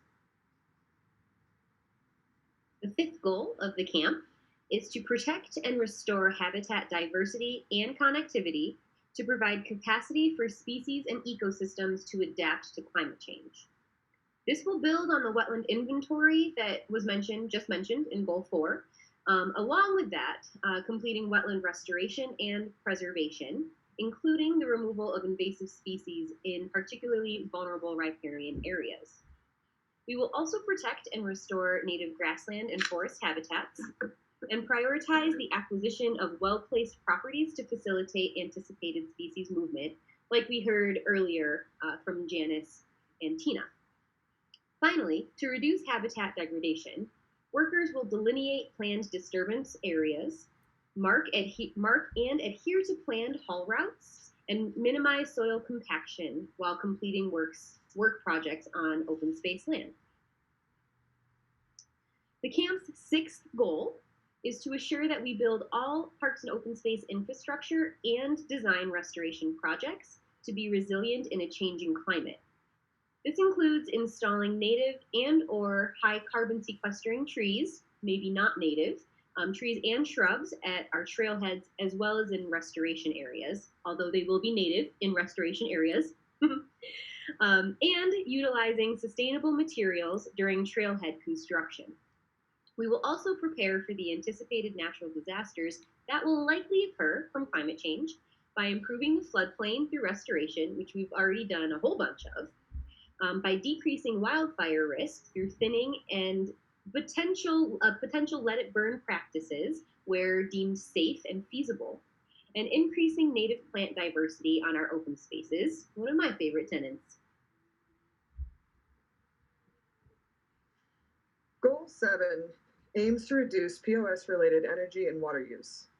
We will do this by generating renewable energy for operations on select agricultural properties, reducing electricity use in POS workplaces, and lowering staff dependence on single occupancy vehicles as soon as that is okay to do. We will also investigate transitioning to low maintenance landscaping for parks buildings and enrolling eligible heavy equipment into a 2-year leasing program to ensure that equipment stays as current as possible. Goal 8 is to expand Boulder County's zero waste policy throughout the POS system. We will do this by continuing to train staff on proper zero waste practices, performing regular waste audits, and utilizing waste diversion at trailheads. This will include utilizing materials generated from forestry operations and installing receptacles for trash, recycling, and compost where possible at all trailheads throughout the open space system. So after more than a year of research, planning, document writing, we have now come to a point where we're at the revision, review, and finalization stage of this document per any feedback we received from POSAC tonight, as well as any outstanding staff input. So far, per staff feedback, we have included things like a glossary to define green manure or comet farm or, beaver dam analogs, things that are more specific to certain niche work groups, if you work will, types in our department. We've also begun to incorporate those 3 icons that Mary mentioned at the very beginning and you saw throughout the document or throughout the presentation. We want to place those in the margin of the actual document to help the reader understand which overarching goal each objective is seeking to work on and achieve. Next, we would like to present the policy to the Boulder County Commissioners for final approval before implementing this plan throughout the Parks and Open Space system. So hopefully this short and sweet overview of this plan gave you a good taste or at least an understanding of what this is all about. And at this point, we welcome any feedback or questions you might have. Hey ladies, thanks. This is Jim Krug. Hey, thank you much. Appreciate you coming out and making the presentation. So we'll take the questions in order. This time we'll start with Stephen. No questions at this time. Thanks, Stephen. Kira? I'm curious, who's the intended audience for the written policy document? Primarily, it's going to be Parks and Open Space staff, at least in the outset. But this will be a public document that will be available for any member of the public to review. Thank you. Trace? Yes, Carrie and Mary, thank you for an excellent presentation and a very well-researched piece of work here. I've got 2 topics I want to discuss. First, the opening of the what we had in our POSAC packets said that they expect the current trend of rising air temperature and precipitation variability to continue. So to me, it sounds like there's an implicit assumptions about the rate of change being constant. And if the actual trend shows a measurable increase in the rate of change, is there a built-in trigger to update the plan sooner than, what is 3 years in Goal 1, Objective 3? Mm-hmm.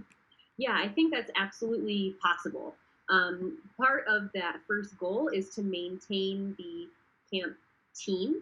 And even though it's part of that first goal to mandate updating it every 3 years, I think there's absolutely room to be updating it more frequently than that, because another huge part of this plan in general is to be as up-to-date and reflective of the most reliable science that comes out. So I don't know if this plan really assumes a constant rate of change per se, but rather just making that statement based on the current trends that we have seen, but leaving plenty of room within that document to make changes and adjustments as it works or doesn't work for staff, as well as what we're seeing coming out of the scientific community. Okay, thank you. And second topic in Goal 6 on infrastructure, You included language about trailhead trees and shrubs and using recycled and local material. And I'd like to explore whether you address trailhead and trailhead design standards to make infrastructure less susceptible to damage. For example, in the NU White Trail reconstruction, they used large stepping stones instead of bridges for stream crossings. Another possible example would be whether, because of the apparent increase in spring snow and rain, whether trail design standards should include more armoring of trail surfaces to reduce muddy spots. And I feel strongly enough about this that, you know, I would very much like to see this kind of language added to the camp before approval. Okay, thank you very much for that. I don't, Mary, please chime in. I don't mean to be I'm thinking talking here, but let's see. To the trailhead design aspect of your question, all of our designing happens with an interdisciplinary team. So there will be a representative from the camp team, whether that's, you know, someone who's also working in a natural resource role or in a rec and facility role. I do believe that there will be representation on those planning teams, at least to some degree. As well, through that interdisciplinary process, we really look with a pretty fine-tooth comb and a magnifying glass on a lot of those plans and try to consider building this infrastructure with the future in mind. As far as armoring trails for muddy spots, that's something that we hadn't talked about as a camp team, but we certainly can revisit that as a team moving forward. Okay, so I wonder if in Goal 6 then could you at least include language about trails themselves in addition to trailheads? I think we certainly can do that. I think I saw Mary taking some notes. I just want to make sure, is Mary or Therese kind of jotting down some notes? I'm writing all this down. Great, thank you, Mary. And just as a comment on, you know, adding very specific language throughout writing this document, we tried not to get too into the weeds with specific work groups like trails or plant ecology, because, or even, you know, anything rec facilities, because we all have such vested interests in very specific things. The document was starting to get a little convoluted with all of our very specific things, so that might be why you don't see that language in there, but we will take a look at it and talk to trails and see what we can do about armoring trails. Okay, thank you. And I certainly do acknowledge my own vested interest here, so thank you for listening. Thanks, Trace. Paula? Yeah, I have a question first on a couple of questions, actually.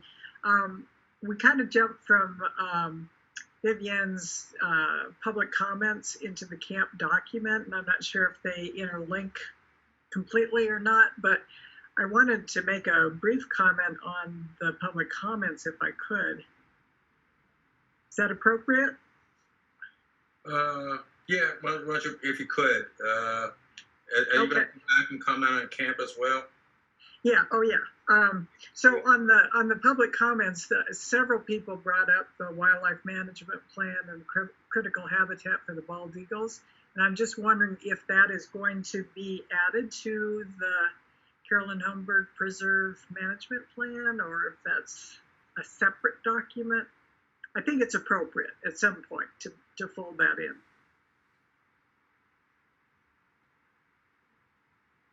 Okay, staff? So We have that captured. I think we're okay. Teresa, right? Yeah. No, I think that's exactly right. Yeah, for sure we'll be doing that. Yeah. Okay. Okay. And just to reiterate, the bald eagle nest moved from an adjacent property to where it is virtually in the center of Carolyn Holmberg Preserve after the planning process started. So yes, it will definitely be included. Hey, Paula, Jim Krug. Hey, the other point of order would be is about I think a year or so ago, somebody on the staff can correct me. we did spend some time on a meeting about the eagle issue. I think Eric, if Eric's around, I think Eric was involved in that, and we had a couple of people make public comments about the eagles on Carolyn and what was being done about them. So there is some history there. In other words, I think if you go back and look in the POSAC meeting minutes, there's some history there. Okay, and I'm not surprised, and I don't mean to assume that you have not considered that, but I just didn't see it in this discussion yet. So I think that's appropriate, and move forward with that. So on the camp document, a couple of things, mostly questions and comments. They talk about conversion for the water. I'm wondering if there's efforts or some wording in the document to talk about conversion to less water-intensive crops. I know Dr. Cooper has been working on some of this. I was just reading in Nature Conservancy magazine about conversion to barley, which is apparently far less water-intensive than, for instance, alfalfa. So if that's something that could be considered in this document or just in general. Another comment is, I know in Mexico they're working on, and I don't know the term they use for it, but down in the monarch butterfly preserve, they are actually facilitating migration. They're anticipating the warmer weather with the Oromil forest down there, so they're actually planting up higher. And I'm wondering if that's something that has been considered in Boulder County for some of the properties that might have, critical habitats of some kind, and to accelerate that. Plants can't keep up as fast as the climate is changing in some cases. So, I'll take a stab at a couple of those. Okay. So let's see. To start, the drought tolerant crops. I think we have within this document, we didn't call out any specific crops to address any specific issue, kind of like Mary said, and not getting too detailed and keeping it a little bit more high level for staff and that expertise to make those on the ground decisions. However, within the diversified crop objective, drought tolerant plants is certainly one of those objectives. But it's, I think, also important to remember multi-objectives when deciding on things like those crops. For example, alfalfa is pretty known to be great pollinator habitat, and so in some specific areas it might be beneficial to plant those sorts of crops as well. But certainly, I think drought tolerance is part of the plan for bringing a diversified crop suite for our agricultural staff. So I guess I'll stop there, and if Therese or Mary want to chime in on that at all, hopefully that helped a little. And then as far as assisted migration, as part of the plant ecology team, that is certainly something that we have been discussing and talking about, and kind of talking on those sort of species levels of which species do we know more from the southern counties of Colorado to perhaps bring up north. As well, there's a multi-agency partnership called the Southern Rockies Seed Network that I'm a part of, and Boulder County is a part of. That together as multi-agencies, we're pooling. We're trying to pool our needs and our demands, and that is also part of that discussion. So it hasn't been specifically addressed. I think there's some caution among the ecologist network to be too enthusiastic and bring something that might skew off our native diversity. But it is certainly high on our radar. Okay. Good. And I'll just add quickly that in that same vein, our forest management practices are all looking at, okay, what does a hotter temperature mean in our forest ecosystem? So as we're thinning our forest, we're looking at perhaps assuring that the lower elevation species have the ability to migrate further up the mountain, basically. So that's all in our planning. Yeah. Good. And that's also in the document, in a forestry section of that document, is to identify naturally occurring stands of mixed elevation species and fostering some of that natural migration in upwards in elevation. Okay. Jim, if I could just a quick question on the recycling and the composting at trailheads, which I think is a wonderful goal. I'm just wondering if you have monitored how successful the visitors are with compliance with that. I know in Longmont, people have not been very compliant. So basically, instead of the parks workers who are understaffed having to go through and hand sort it generally basically gets trashed. So what we're gonna do, we haven't started composting any trailheads yet officially. So what we're gonna do is launch a pilot study and convert a couple of our trash cans over into composting bins and just run kind of like an analysis with the help of resource conservation and just evaluate all the material that's being thrown into either the trash or the composting and see how accurately people are doing it, how much gets ended up in recycling too, and just kind of see if it will be feasible and worthwhile to introduce compost, because I know it's something a lot of us really want to see out there, and I'm working with the woman over in buildings who runs all the trash and stuff, and we're going to start a pilot program. So I will have more information for you later on that. Okay, great, thanks. Okay, Jenn? Jenn, are you still with us? Looks like she's muted.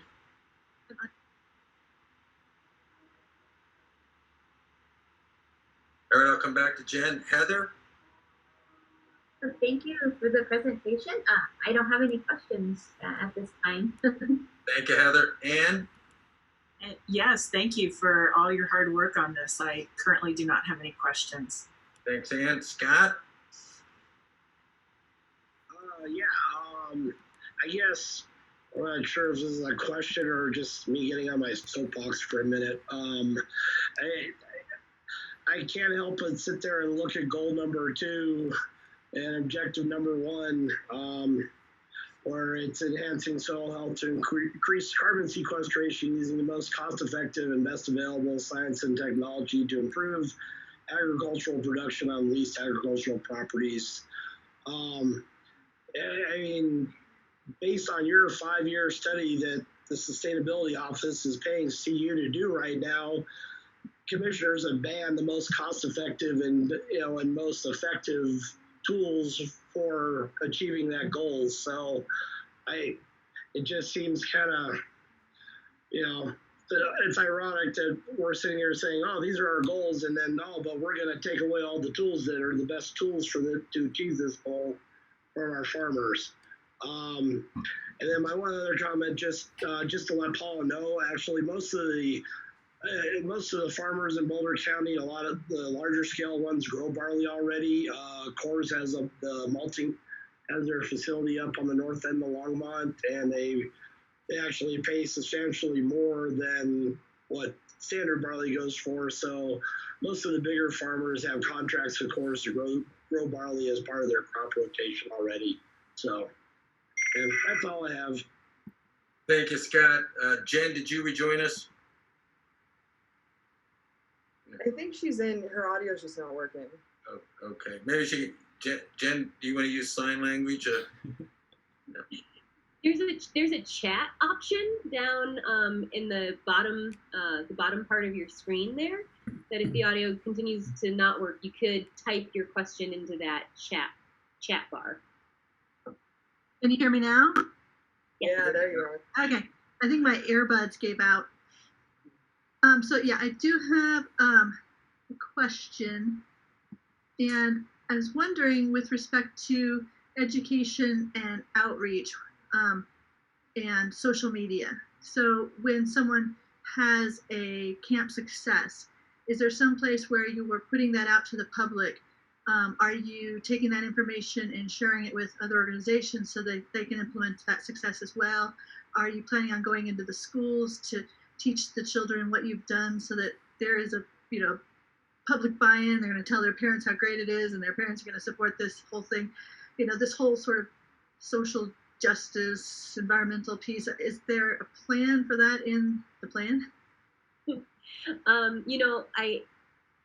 There are goals and objectives that address that, but I don't think it's gotten down to the specific level of we're going to reach out to these specific groups, schools specifically, or reach out in this specific way, but rather we've tried to incorporate at least covering all different types of media outlets, whether it's in print, online, or trailhead displays, to highlight not only current information, like the most current data that we know, but also I think celebrating any achievements for sure. We also, our education and outreach staff is robust and experts in engaging the public, especially students. We've got a really robust partnership with multiple schools. And so, although I'm not on that team and I can't speak to those specific plans, I'm sure that we would definitely be reaching out to schools. We'd be reaching out to different stakeholders, different types of user groups for engagement. Cool, thank you. And if I can just add, a big part of our outreach is through cooperative extension, and they are already reaching out to the public on in events like, it's actually Parks and Open Space and the Natural Resources Conservation Service and Cooperative Extension, which have hosted the Soil Revolution Conference several years in a row. Extension has the Master Gardeners Program, the Master Wildlife Programs. They work with small acreage farmers. And in their interactions with all of those groups, they are incorporating climate change information into that. Okay. Jen, did you have anything else? Good. Okay, this is Jim Krug. This is more of a statement maybe than a question for you guys. And again, appreciate all your efforts. I would just echo what Scott said, because when you were presenting, Carrie, what jumped out at me was sort of the ironicness, those of us who sort of lived some of that GMO discussion and some of the other stuff the past couple of years. So I would just say on the slide, to Scott's point, I would just, I don't want to get you guys sideways with the county commissioners, but I think the question has to be asked, because the citizens, forget about Scott and I, but think about the Boulder County citizens are going to see that and say, hey, wait a minute, are we speaking with a forked tongue there a little bit? I just think we have to be clean. And I don't know if it's revise that slide a little bit, tweak it a little bit, or even just having a conversation with the commissioners, I think would be a good thing to do. I'm going to vote tonight to approve it, but unlike Scott, I do find that slide hit me a little funny, just to give you that feedback. Thank you very much for that feedback. Okay, and so at this time, Chair will entertain a motion.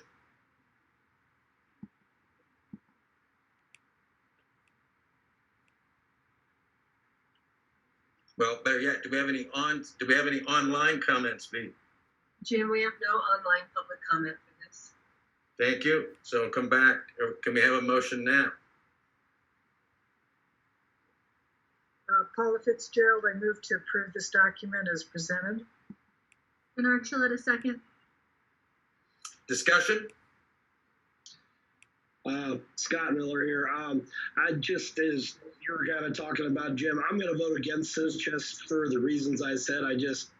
There's some issues in there that, I think at least need to be addressed and be clear about what they're doing and how they're doing it. So, yep, that is a fair comment.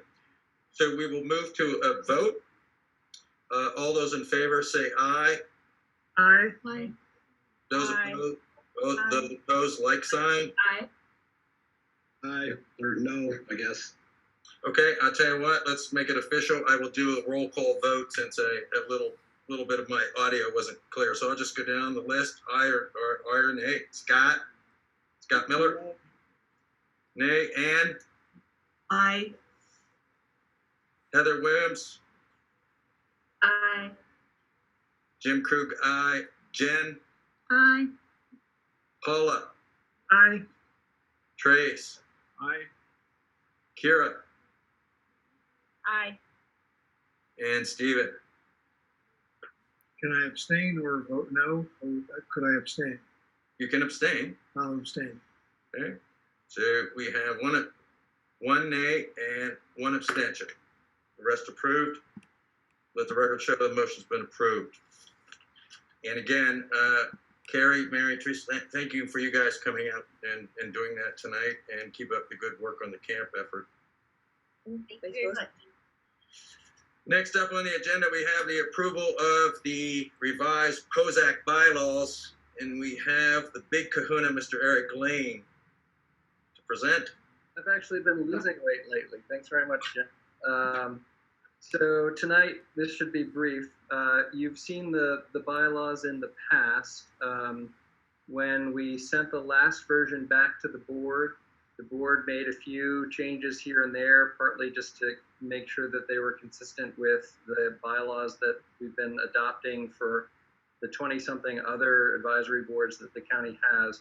So what you have in front of you is the last version that we're asking for your recommendation to the board to adopt as your bylaws. The one thing that when I was reading it one last time tonight, I will suggest a small tweak that reflects the fact that we're having this meeting tonight, which is very unusual. The bylaws, when it talks about meetings, say that generally the meetings will be held at the county courthouse in our usual hearing room. Obviously, we're not able to do that tonight, and we may not be able to do that for another couple of meetings. So the one inconsistency that I found was top of page 4, which is section 7, letter B. And the very last line says, or last two lines say, members must be present to vote. You're all present, we're having this meeting. But it also says no proxy votes or phone-in votes are permitted. And that creates a little bit of an inconsistency, maybe on the understanding of phone-in. So I would suggest that you adopt these with the provision that we'll have Conrad, our attorney, craft suitable language that might say something along the lines of no proxy votes or phone-in votes are permitted unless through extenuating circumstances the meeting is held via phone or virtually, something along those lines that would take out any inconsistency between having the meeting in a virtual environment and what it currently says, which is phone-in votes are not permitted. So other than that, that's the lay of the land.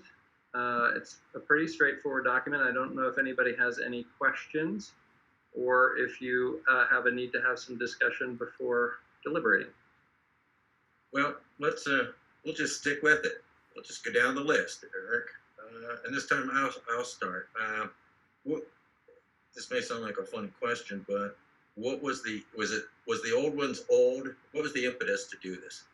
Yeah, the old ones were old, not quite as old as you, Jim, but they dated back to the 80s.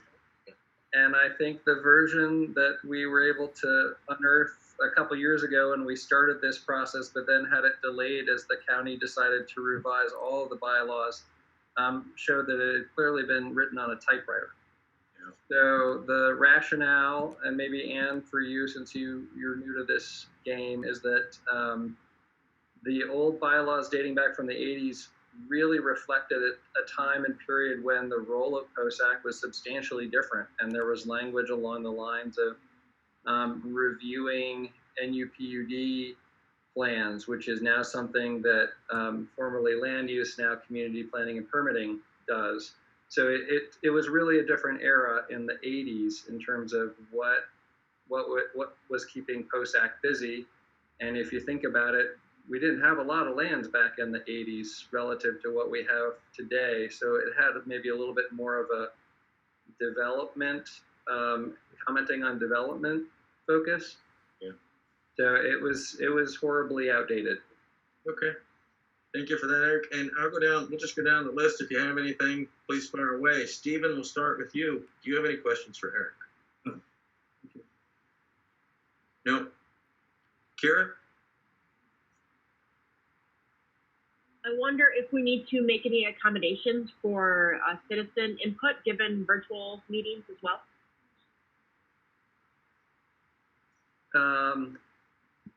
Well, the one thought I would have is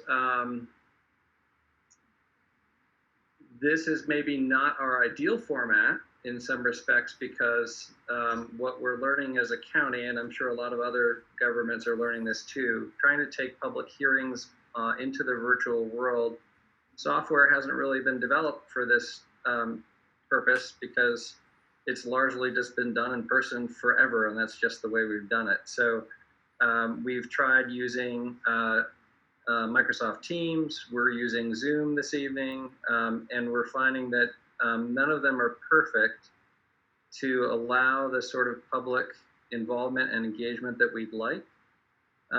We've been selective about what we provided to you tonight to act on. I'm glad that we're not any further into the Rock Creek Farm plan update because tonight was mostly information for you on the front end of this process and an opportunity for the public to provide some additional input, but you weren't asked to make any decisions about it. I would be reluctant to have the same meeting where we were really trying to finalize and get your recommendation. So we're being choosy because public comment does matter because this is a public process. And I think it's a little stilted at the moment, but this is the first one we've done. The CPP has done 1, 2. We're both learning from this and sharing what we learned. So I guess I would say we're obviously committed to providing as much opportunity for the public to engage. This may not be our ideal format. However, the flip side may also be true, and that one of our staff has mentioned that a friend of his who is more homebound has really found having these online to opened up opportunity to engage in a way that our traditional in-person meetings haven't allowed. So we're gonna have to think about this. And maybe we take some of what we learn from the virtual world and amend it to our in-person meetings to provide more of a 360 facility for people to participate. But it's a little difficult to say what shape that's gonna take. But I would just assure you, we're very much thinking about what public engagement can look like and what we might wanna put off to a later date until we feel like we can have a more robust opportunity for people to feel like they can participate fully. Good. Anything else? I hear you, Eric. Thank you. Okay. No, I was just acknowledging that we are taking public comment online during our in-person meetings. Yeah, good point. Thank you. Trace? Yeah, continuing the theme that Eric started and Kira elaborated on is section 6E, all speakers wishing to pull their time must be present, which to me implies a physical presence, and that, you know, certainly software for conducting these sorts of meetings will evolve under pressure from the pandemic. And so I don't think that the language in the bylaws should be constrained to current technology or should be constrained to physical presence. And I would, if it comes to a vote, I would not approve this until the language has been revised to allow the these virtual meetings. And so I recommend that approval be delayed until park staff, including the attorneys, can look at it and allow it to reflect not only the current situation, but future capabilities. Okay. Thank you, Trace. Paula? Just a question for Eric. If there's a reason, I found it really hard to kind of go back and forth between the old document. I've seen use of strikeout and bold to convey the changes that I think is very helpful. Is there a reason that was not done? That's a good question. I think it wasn't done largely because we've been through so many iterations of this thing that it was starting to get a little too messy to be able to get a clean read and understand the flow of it. Because this has taken a couple of years, and I'm sorry that it's taken so long, but it's been sort of a multi-pronged start-stop effort, not always under our control. And every time it starts or stops, it gets additional insertions, and I think it was just getting a bit much. So we, having reviewed this a few months back with you guys at a former POSAC meeting, it just felt easier to give you a clean version of where we're at today. Okay. Anything else, Paula? Nope. Jen? Hey, yeah, sure. Hey, Eric. Hey. So I'm just sort of wondering, and this is more based on this current COVID experience, but people having to be remote, sort of changing the landscape of work. And I'm wondering if we need to put something in there about people being able to attend meetings remotely if, say, they're, say Heather gets stuck in Netherlands because of the snow. But she's still capable of attending if she's allowed to do so virtually. Mm-hmm. And so, it says, ideally we should all be present, but if we can't be because of some other act of, whomever, will that be something that gets updated or changed? Right. That's a good question.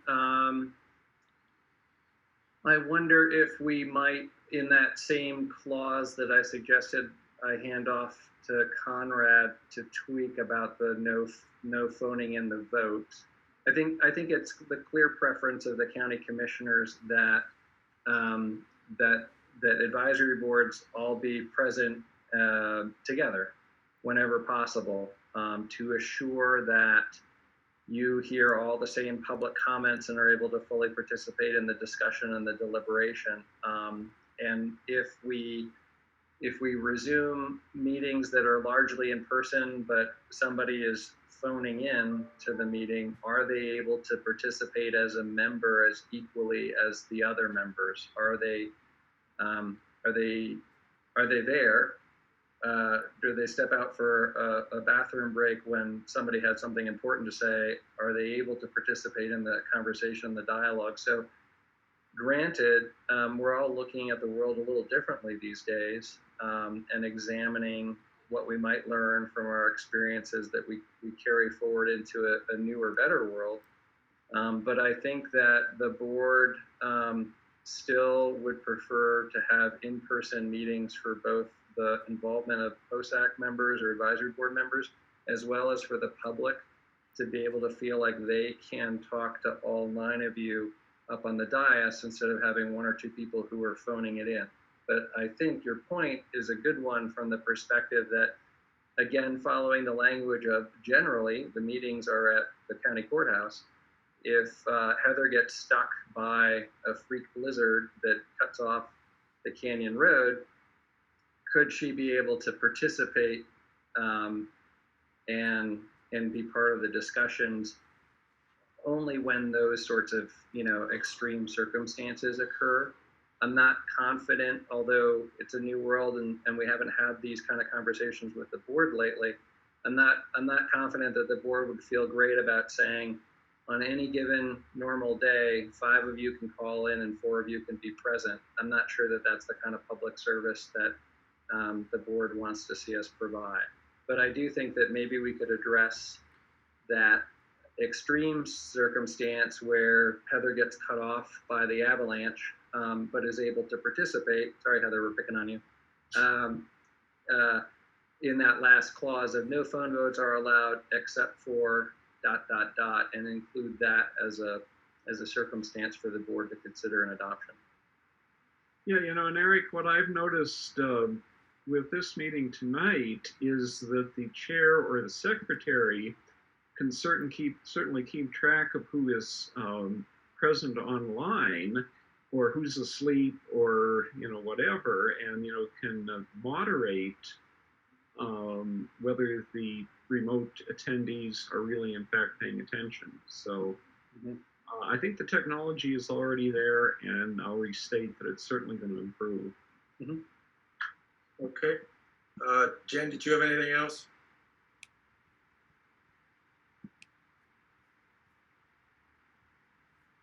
Nope. Thank you, ma'am. Can we go up to Heather, please?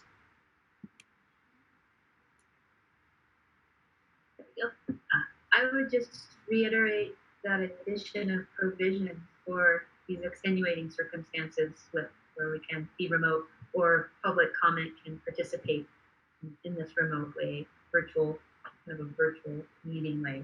So that's it. Super. Thanks, Heather. Ann? Hi there. I would just agree with Trace that maybe take one more run at it with Conrad and bring it back with those additional clauses added, and we should be good to go. Okay, thank you, Ann. Scott?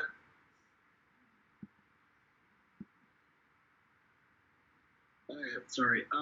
Yeah, I agree that there probably needs to be a change in there as far as, but I also feel like, just like Eric said, I think generally speaking, it's important for these meetings to be happening in person, assuming that, things can evolve back to a point where that's feasible the way it has been. I think as far as, letting, having individual people be remote and vote, I think it's something we can look at, but I'd like to make sure, I'm not sure before we put that as etched in stone in our bylaws that we don't want to make sure that we have a good functional way to do that at a public meeting where, the bulk of us are there in person and, because it's not just a matter of them being able to listen and vote, but I feel like if they're going to speak, then the people that are there in person in the audience need to be able to hear them too. And I think there's a little more to it than everyone's talking about. So, Hey, Eric, this is Jim, and I should say for the record, Jim Krug. I think that in fairness to you, you did come to the board or to the POSAC with, your original draft. We kicked that around one night. Obviously, this COVID has changed it upside down. But I think, to me, I'll ask you your thoughts on this. To me, there's sort of one or two ways to go: either approve or put it for a vote tonight as is, what you came back to us with from your previous iteration. And we go into it knowing that I think in 6 months, we're all going to be looking at this whole issue of citizen participation. And it's not just us, it's going to be all, across the board. And I did have the conversation when I first came on the board about traveling so much and could I vote calling in, and I listened very carefully to what they said, and I understand the rationale. I don't know with COVID and the circumstances if that holds up today, but I go back to, I think what you originally were asked to do, you did do in what you gave us tonight. I think the question is, do we go with that tonight and say we approve this, or do we hold back? So my question to you, Eric, is the house on fire? How fast can this be tabled for a month or two? What's your take on that? Well, I don't think the house is on fire or we're all in trouble. I do think we can certainly take it back. It's obviously a bigger issue than just the POSAC bylaws, right? Right, yeah. It's going to affect a bunch. And my only reluctance would be, I'm sorry that this has taken as long as it's taken. It feels like we started back in the 80s revising these bylaws and they won't go away. But I certainly wouldn't mind taking it back with a narrow focus to figure out how we address the presumption of the language that these things are always in person. I would say we can probably put some changes in there and bring it back in a maybe a little bit more complete form given the need to address current circumstances and things like it. I'm not sure that we'll necessarily have all of the answers. So for example, like on the pooling of time, I'm not sure we would know how to say when somebody says, types a comment or whatever, because that's currently what we have. or if we use the Teams environment where you are able to take audio comment, it's just more difficult and there's some drawbacks. How does that person say, well, I've got two buddies here in the room who are, I don't know a way to verify that yet. So I guess I would say this, we can pull it back, give us a month or two to free up some time from the attorneys and the board who are currently working on far more important things in our bylaws, to address as many of the circumstances as we can, this presumption of presence. And if I bring you back the next version, maybe a little grace period that we may not be able to address everything until we ride this out a bit more, or we, as a county, we decide we're going to adopt a technology. And we may have to live with the limitations of that technology. Yeah. And Eric, if I could add that whomever is in those discussions among staff, that you include a fairly strong IT presence to evaluate where the technology is going and what what has not worked tonight and what have we given up tonight versus what really did work. Right. Well, let me do this then, Eric. I'll try to make life easier for you. How's that? And so I'll make a motion, and I'll make a motion that we table the revised POSAC bylaws for a period of 2 months, and ask you to go back and revisit it. And again, I think it's just not us; it's going to be across the county. But for tonight, I would suggest that we delay the vote on POSAC bylaws by 2 months. That's my Scott Miller, I second that. All those in favor say aye. Aye. Aye. Those opposed, like sign. Aye. Okay. Motion carries. So we'll table it for 2 months. And last item of business is the director's update. Yep, let me grab that. So first, I just want to give you a couple of quick bullets, and then I want to talk about our current situation briefly. The Annie White celebration and ribbon cutting has been postponed, but we do have a date. It's now September 9th at 4 p.m. So if you're interested in coming out and celebrating with the community, September 9th, 4 p.m., we have the board reserved. And then on two real estate matters, you've already voted to recommend the McLaughlin property, which is the 73 acres that are on the west side of Clover Basin Reservoir, which is just west of Longmont and 75th and north of our AHI property. So that has been completed. And if you'll recall, it has two development rights, which we consulted land use, or now community planning and permitting, on the location of those two lots. So we will redesign the property along those lines and put those lots up for sale at some point in the not too distant future. I'm not anxious to sell it right now because I'm not sure what the real estate market is up to. And we'll also convey the property to the city of Longmont, subject to a county-held conservation easement also at some point in the future. But that sale has been completed. And then I also wanted to let you know about a purchase that we recently made, which we were not able to bring to POSAC. It was 84 acres of the Canino 7M Ranch. This is on the far eastern side of the county. If you know where Panama Reservoir is, which is just north of Highway 52, the Canino property is on the east side of that, and I think its actual eastern edge is County Line Road. We've had a conservation easement on that for a number of years. We've also, as part of that conservation easement, had a first right to purchase it, and an offer was made to purchase that property, so we exercised our right. And often when we do that, we have to match essentially the terms of the offer. And so if the terms of the offer are to close in 30 days, then that's part of what we have to do. So just like we did with Rainbow Nursery, that was also a property where we had a conservation easement and a first right to purchase. So when it was, when a bona fide offer was made, the county stepped in to take the purchase.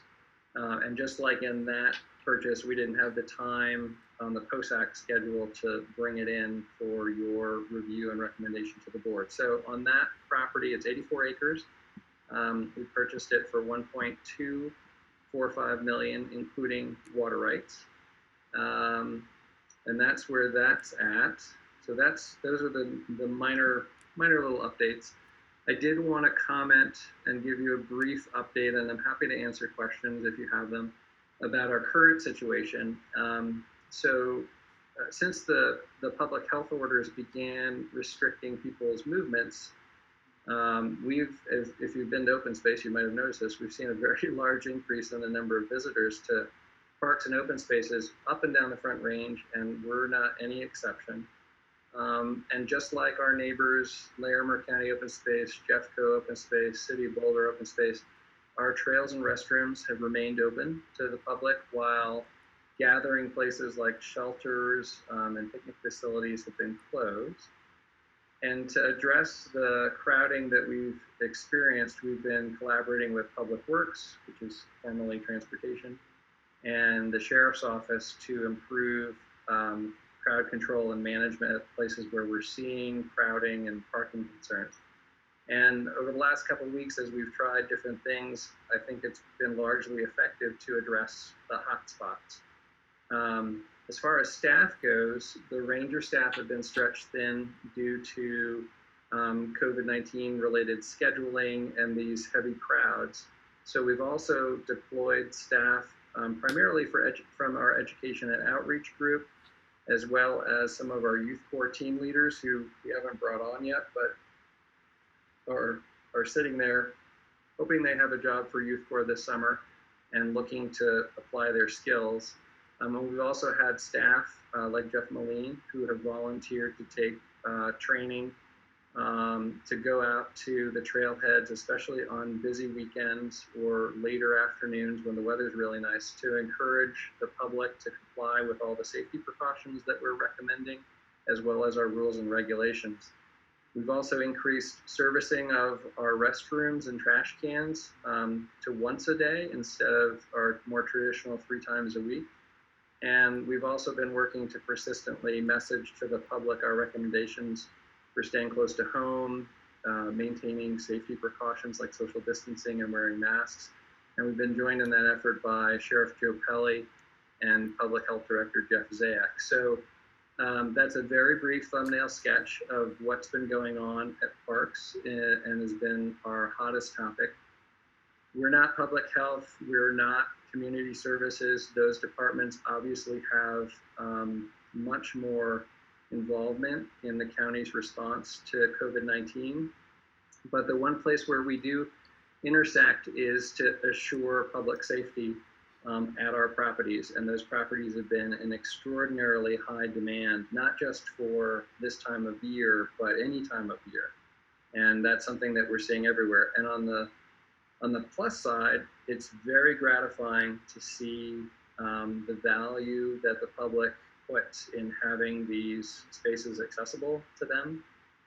It's great to see people who are new to parks and open space coming and visiting. It's great to see people like my neighbor who haven't been to parks and open space, but with a little extra free time on their hands, decided it was time to take the family there. But it's also been a challenge, and we're working to resolve those challenges.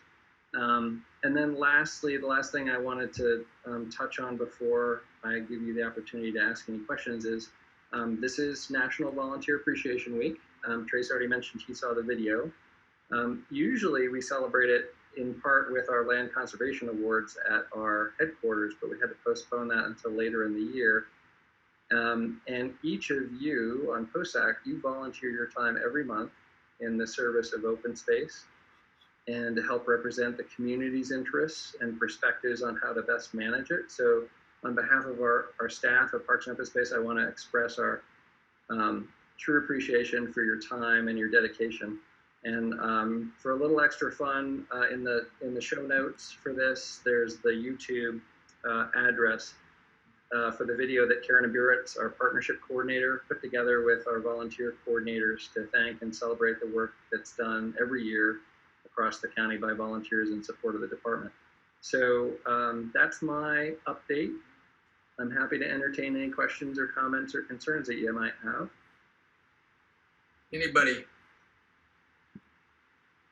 Yeah, hey Eric, this is Scott Miller. I was just curious. I know I saw the county extended their closures through the end of May, but it actually talked about open space as one of the entities that would be allowed to have some discretion. I was just curious, are you planning on open space offices just staying the way they are now through the end of May?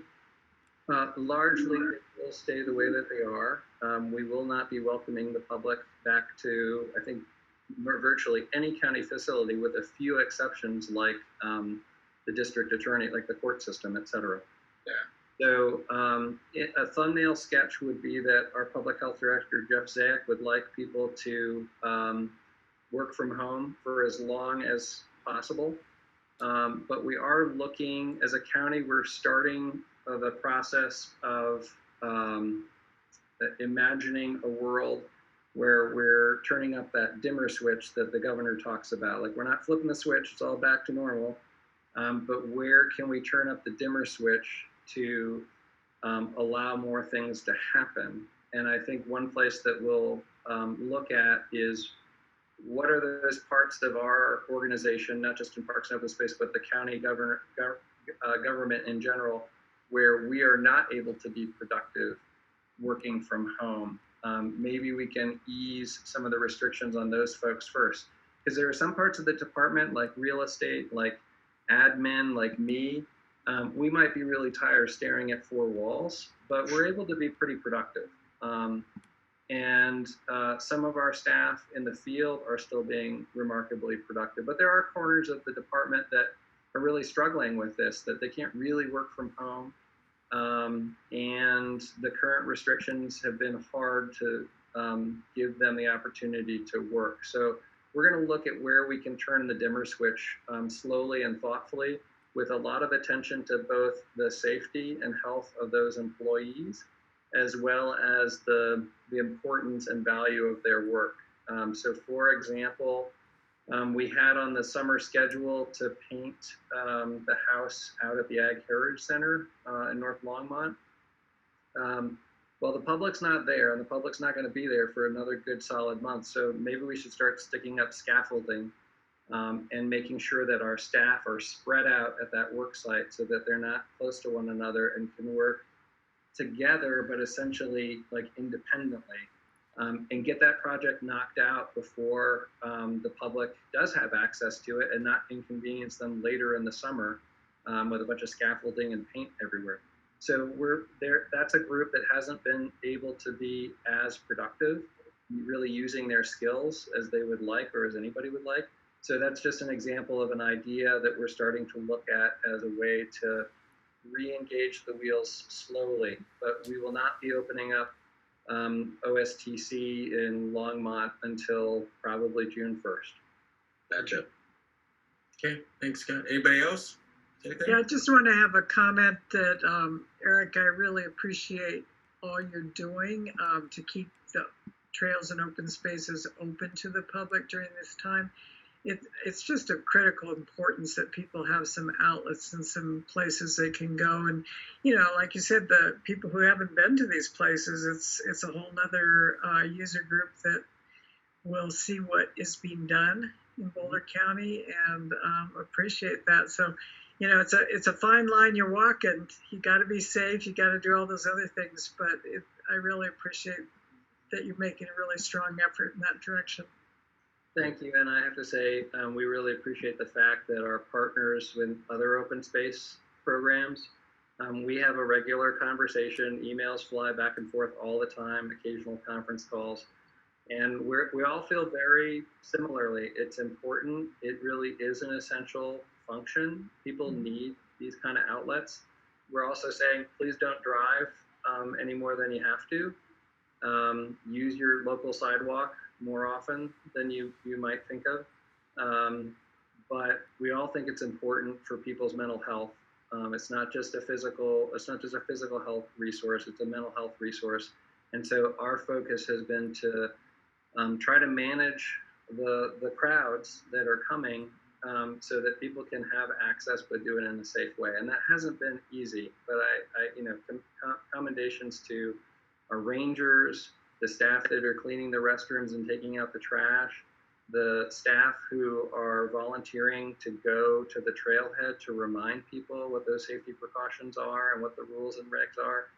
It's a bit more of a full court press, and we're redeployed in a way that we're not used to.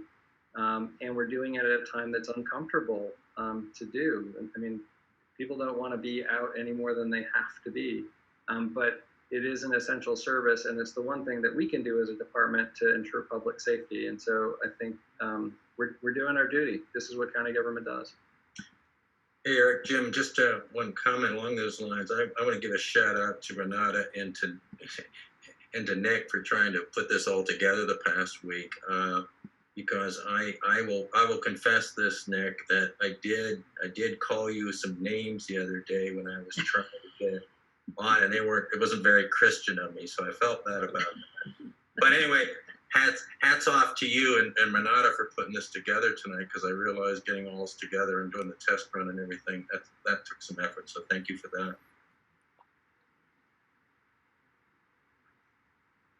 Anything else for Eric, or we will adjourn? No. Eric? Yes, sir. Thank you. Thank you very much, everybody. Meeting adjourned. Have a good night. Okay. Thank you. Everybody.